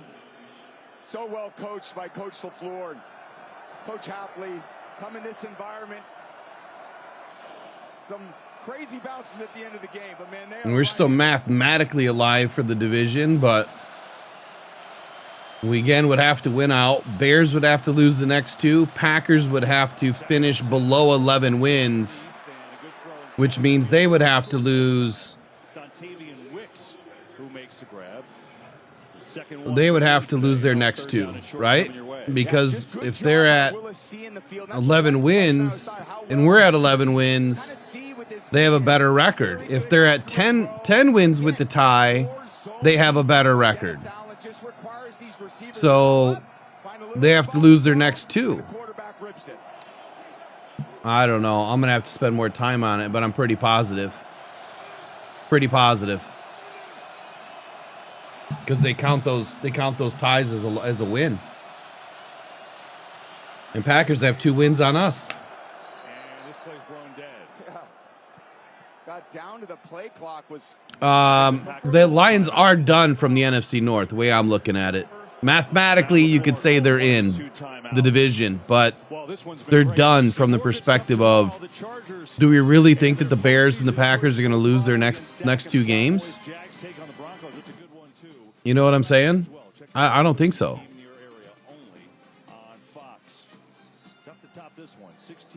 If we win out, that means if the Bears lose next week and we win out and they end in a tie, well, that helps us. But I think the bigger problem we have is the Packers. It's all on the line. How cool are these games coming down to defending onside kicks and 3rd and 1s? Because the Packers have 9 wins. If they end in a tie and they win their next 2, they'll have 11. That's a better record than us. And I think at 10 wins and 2 ties is a better record than us.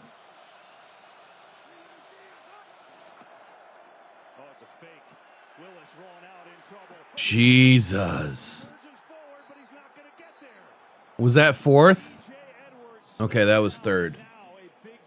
Or 2nd. No, that was 3rd. Thinking it was just going to be an inside run. They tried to get a little fancy.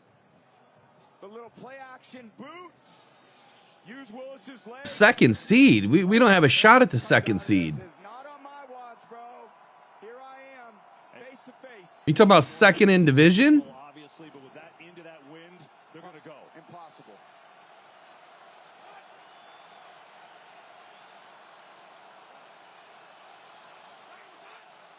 Ball is loose, picked up, and the Bears get a stop. Oh my God. That's where it falls apart. The fumbled exchange melted on the motion. Not sure if he was trying to give it to him or not. But the exchange between Ryan and Willis again. There are so few times the backup quarterback and the starting center are taking snaps. Dennis Allen, bend it, don't break. What a play, and Coach LaFleur on the opposite side of the field in total disbelief. The fundamentals snapping to the quarterback in this situation, devastating. So now, any score wins. 6:10 remaining in overtime.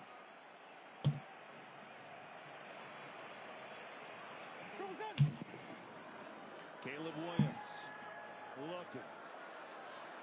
Now some pressure, and turns around and fires it out of bounds. I mean, just think about the 2 games these teams. Oh my God. A couple weeks ago, it was a great game, and then this was the end of it. Keyshawn Nixon with a pick in the end zone, the final seconds, and the Packers win it. Today, Green Bay's just got to recover an onside kick. Bears do that, and then they hit the undrafted rookie, Ja'Day Walker, who had barely seen the field all year, on a 4th down touchdown to send it to overtime, and now they got a chance to win it.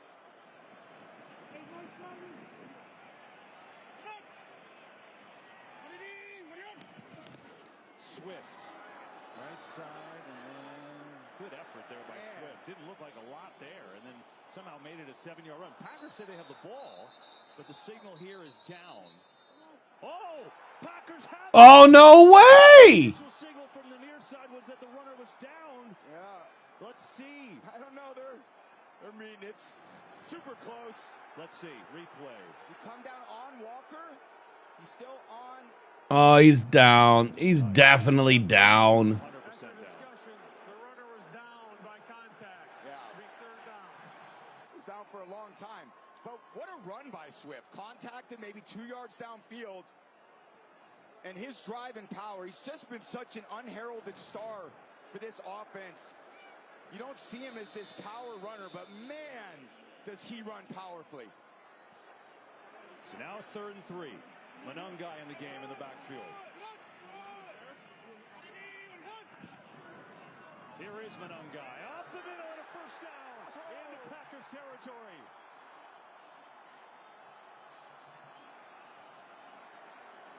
A ton of misdirection. Thank God for McKinney coming out of the middle of the field and getting Monangai on the field, or that could have been it. That would have been a foot race with Valentine and Nixon. Again, a third down run. Not surprised Ben Johnson calls that. He does that more than any offensive coordinator. And certainly with these guys in the backfield, the trust he's got with his offensive linemen and these backs is pretty awesome to watch. On the fake, Williams looking downfield, launching downfield, going for it all. It is caught. Bears win it. DJ Moore.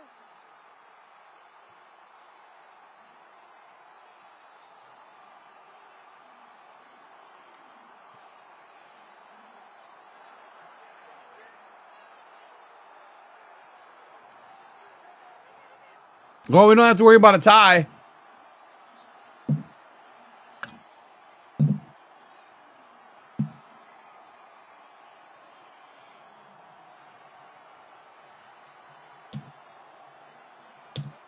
They go for the jugular. DJ Moore on the full field post. Off play action. Nixon, an absolutely 10 out of 10 A+ throw for Caleb Williams. He knew Best throw I've seen Caleb make in a long time. he's thinking, go get it, DJ. Go track it down, big guy. The throw of Caleb Williams' life. The catch of DJ Moore's life. And it was a good catch. One of the most improbable wins in regular season history. A walk-off for the Bears, and Tom Rinaldi is with one of the heroes, DJ Moore. If we can get to him right now, DJ. DJ, what's up? How would you describe what it took to win that game? Wow. A lot of ups and downs on our side, but we fought to the end, made this shit happen. On the onside kick, you guys get the possession, you stop the... Yeah, whatever. I don't even want to hear it.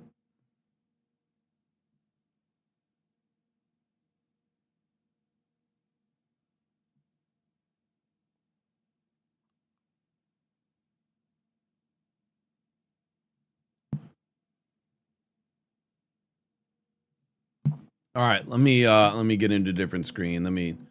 Let's go over the scenarios. I think I got it all here.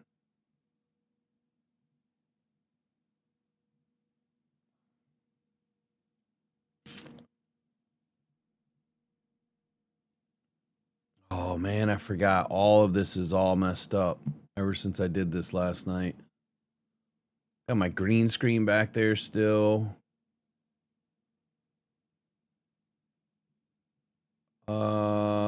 Shoot. Everything is messed up. Let me fix it. Try to fix it.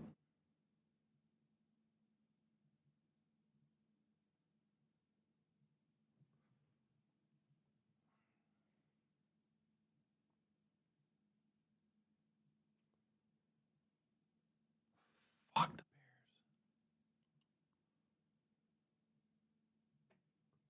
Oh, that's not good. All right, be right back. I'm gonna do a quick video here. We'll talk about the scenarios. Be right back.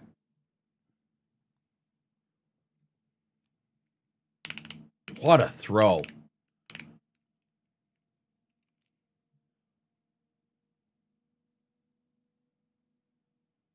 What a throw.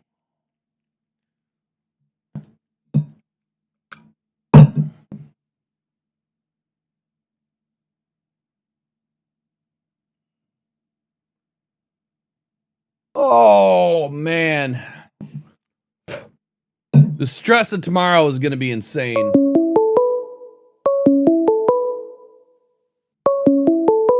I don't know who's calling. We're not taking calls here at the moment.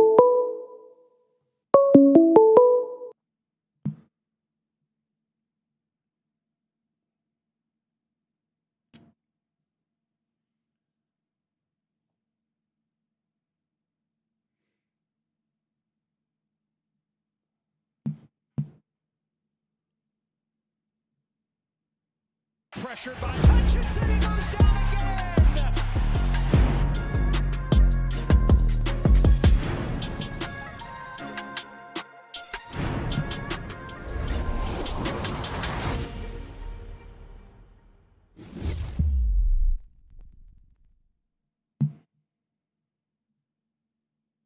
All right. If you just watched the ending of the Packers and the Bears game, what an intense game tonight. A lot of Packers get injured tonight. Malik Willis comes in and makes some incredible plays, man, with his legs, keeping the Packers alive. I don't know who's calling, interrupting my video, but don't call back until I let you know that you can call, please. Let's try this again. I gotta disable it.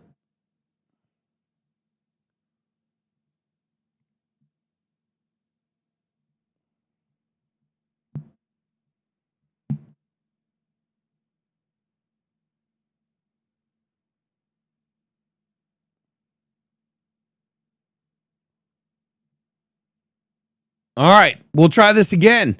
Packers, Bears just finished an amazing game.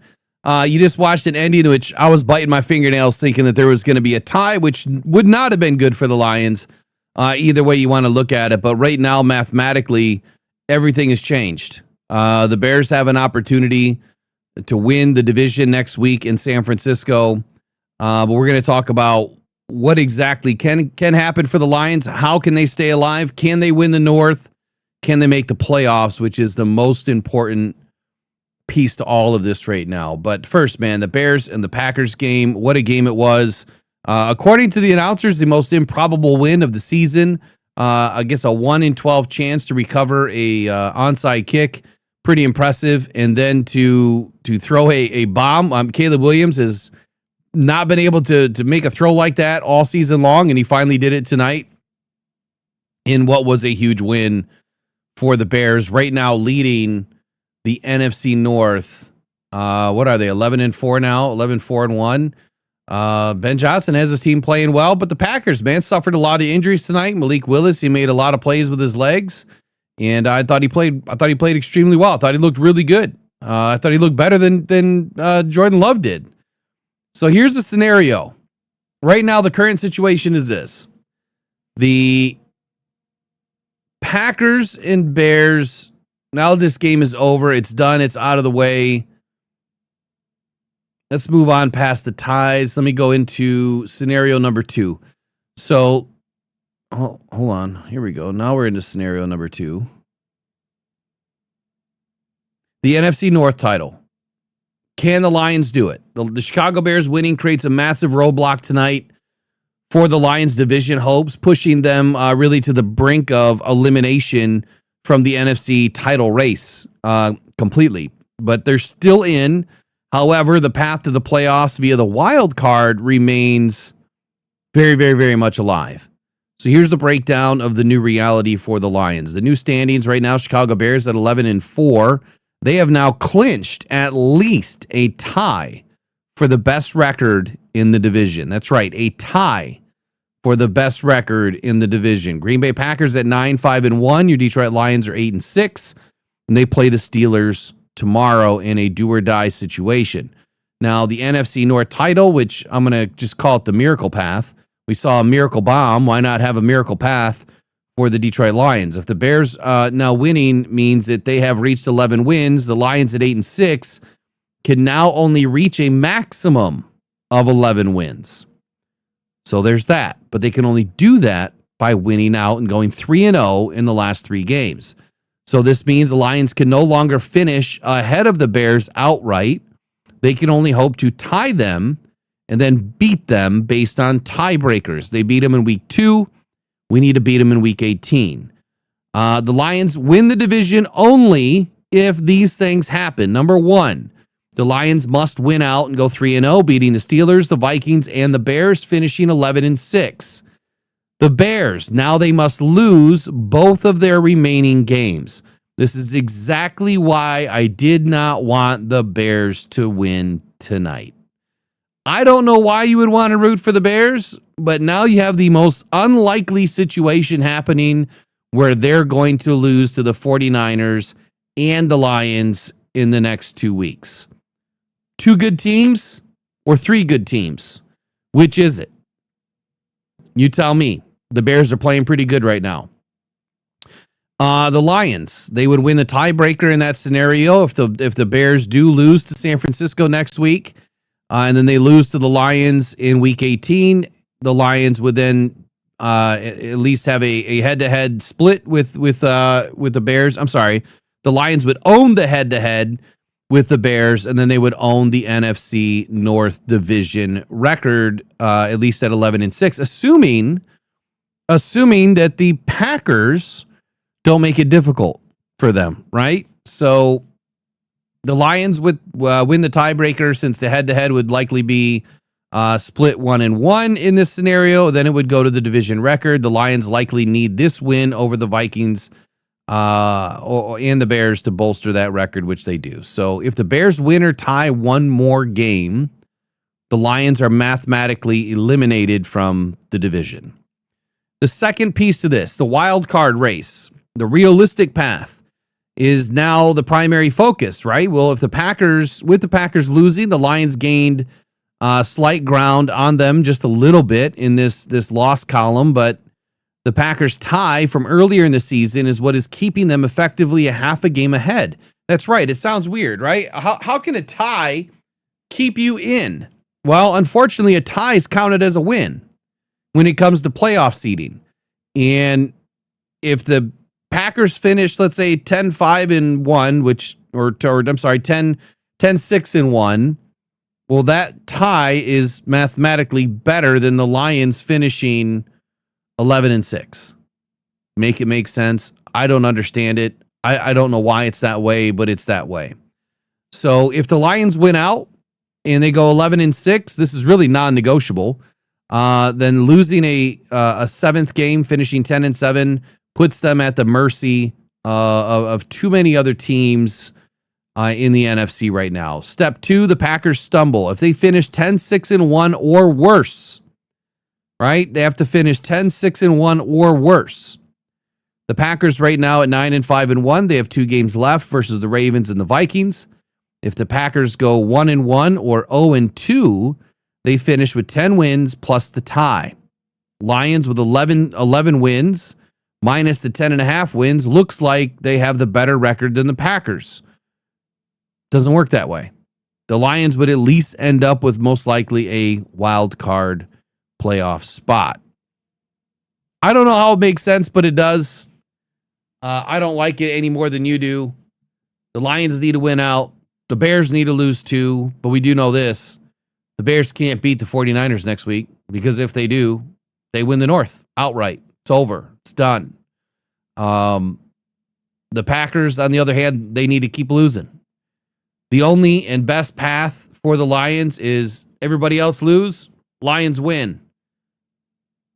That's really the only scenario. Let me bring in PFN, and we'll break it down a little bit so you can at least see it on paper.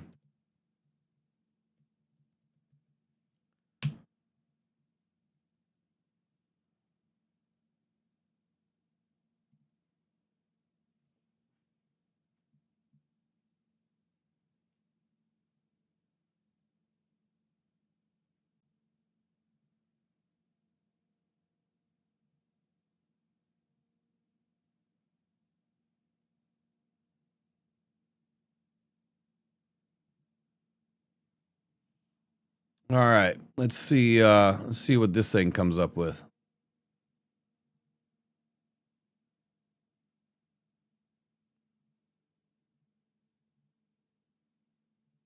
Man, what a game, though.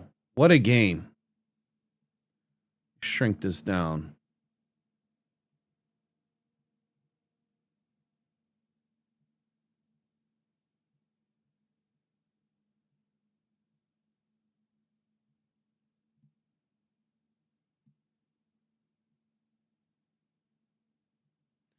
Okay, so we're in week 16. We already know this game is settled. Let's just say Tampa wins. Buffalo, Cincinnati, why not? Dallas, we'll give them a win. We'll give the Jets a win. We'll say the Vikings win. Who cares about the Chiefs? We'll say they'll probably lose to Tennessee. They don't have Patrick Mahomes. Atlanta, Denver, Lions, Houston.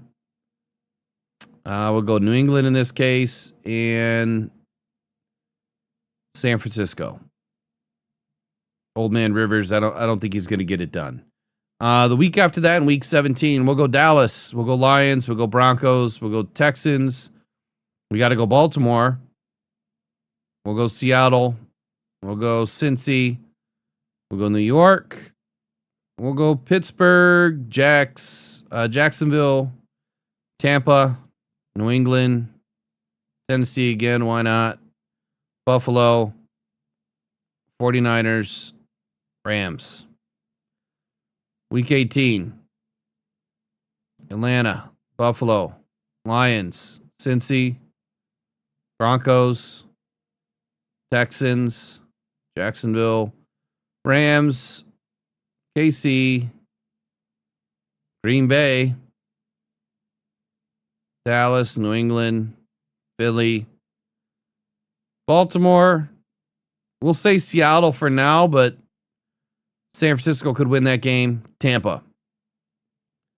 Somehow puts the Lions at the 3 seed, right? At 11-6. If the Bears are at 11-6 and Green Bay's at 10-6-1. I don't get it. I really don't get it. Green Bay has to lose out no matter what. The Bears have to lose out no matter what. That's the tough scenario. If the Bears win, they're the number 2 seed. If they beat San Francisco next week, they're the number 2 seed. They own the North at 12-5. Lions are the 7th. I need to pull something up.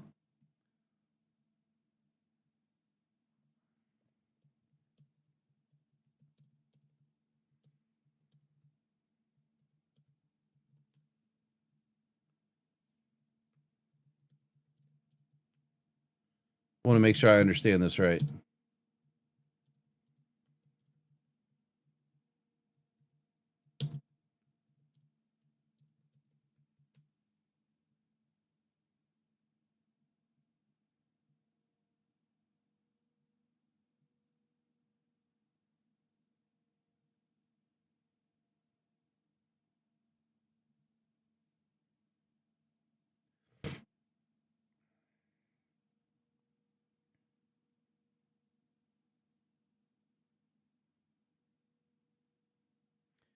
Okay, so here's the thing that I read a long time ago, and that's why I don't know if the PFN playoff predictor does this, and I don't know if the ESPN playoff predictor does this, or any other predictor does this.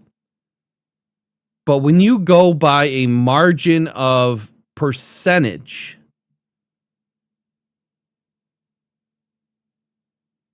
when you go by a margin of percentage of wins,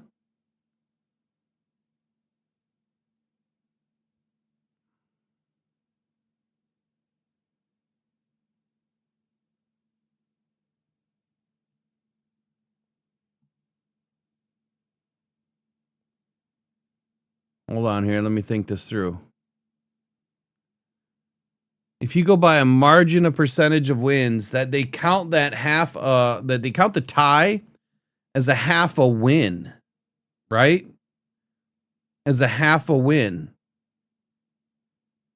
So as long as Green Bay is 1 game behind us, we're good. But if we tie with them, if we have the same kind of record as them, even though they have a tie, we lose.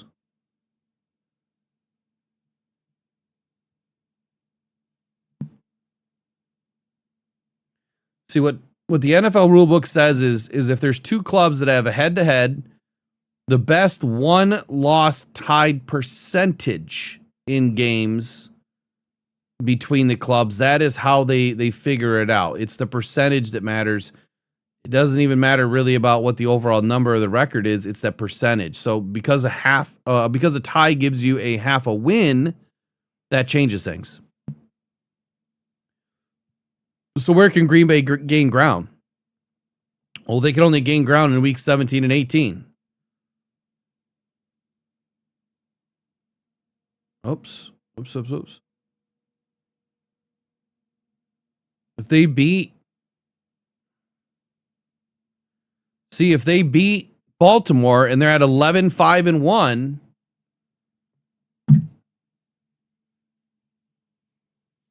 they have a better record. Even though we have 11 wins, they have 11 wins. I mean, maybe that just makes too much sense. But they have a better record, even though they have that half a win. That's like 11.5 wins. It's not 11 wins. It's 11.5 wins. And then in week 18, who did I have them? Who are they playing in week 18 again? Minnesota. Do we really think that Minnesota is going to beat them? Probably not. But that's your scenario. Is as clear as mud as it really is. The Lions have to win out. They have to win out. The Bears have to lose out. That is the best way for the Lions to win the NFC North. And as far as the Green Bay Packers go, we really need them to lose out. They have to lose at least one. They have to lose at least one game. I don't like it any other way than you do. Now, had this gone the other way, had the Packers won tonight, it would have been an easier path. It would have been a much easier path for the Lions. But that didn't happen. And I can't change it. It won't let me change it on here. So that's your update for me. We'll see what everyone else says. I guess at the end of the day, we'll see how it goes, man. Lions still have a chance. They have a chance at the North. It's slim to none, but they still have a chance.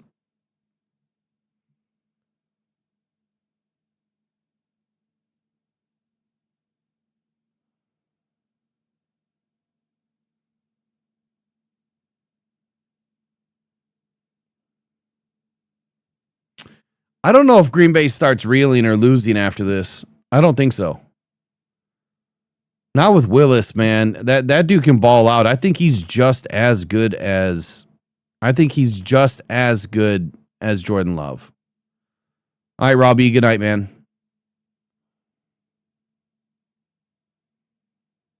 The Bears won't win next week. I don't know. Well, let me ask you this. Do the 49ers want the Lions in the playoffs?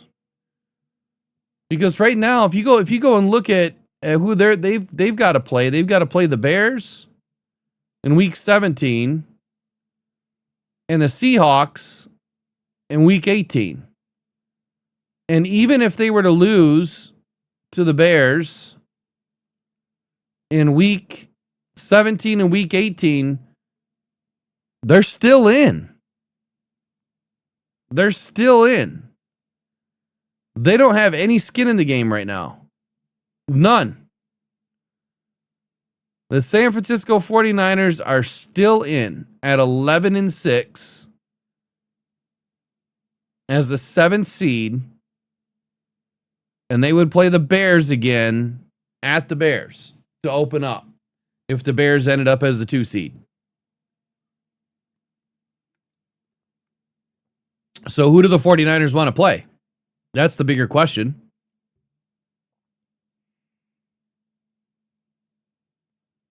I'm not saying that they would lay down a game, but I don't know. Would they?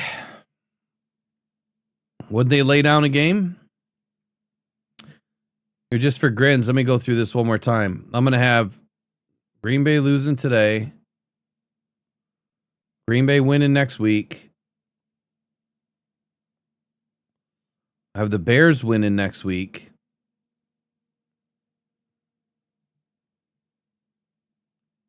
And then Green Bay winning the week after that, and the Lions winning the week after that. Lions would be out of the playoffs. So even if the Lions win out and Green Bay wins out, Lions are out. If Green Bay drops one to Baltimore or drops one to Minnesota, Baltimore's more likely. Then the Lions are in at the 7, and then they go back to play the Bears in the first week.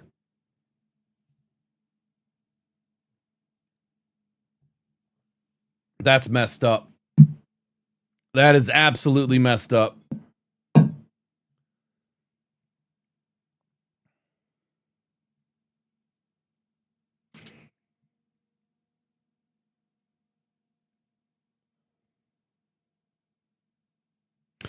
Yeah, I'm a little afraid of our defense, Lauren. I don't know about you, but our defense is not.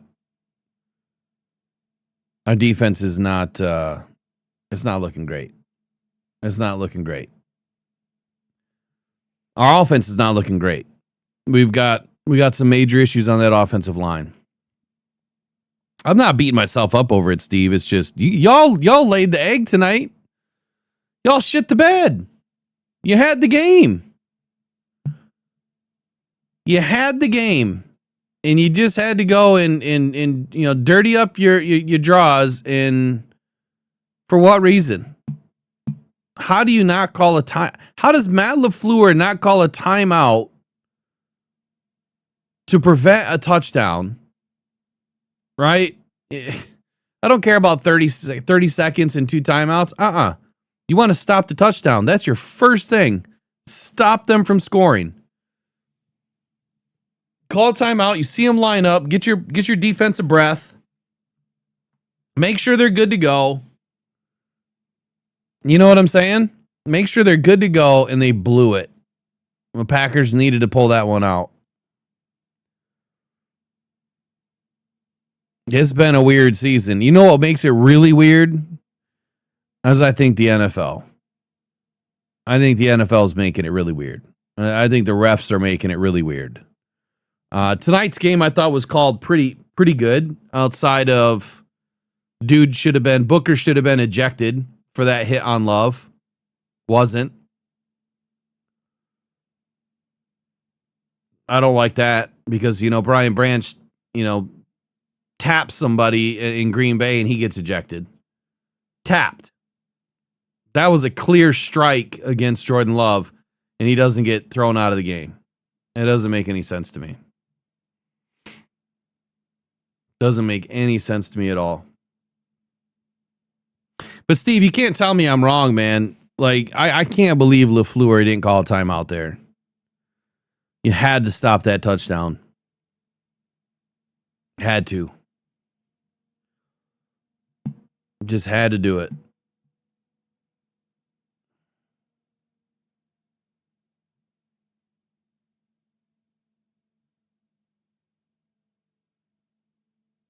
Anyway, I'm about to get out of here. We got to get up early and start rolling tomorrow.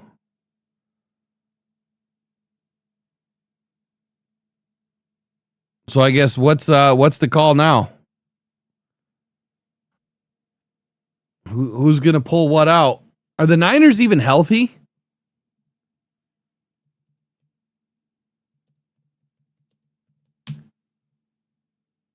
And that is an away game, right? Please tell me that's an away game. It is.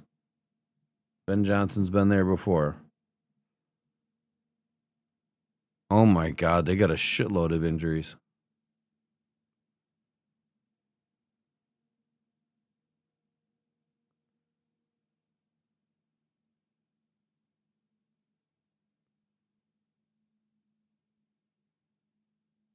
Most of them are full participants though on Saturday, which is good.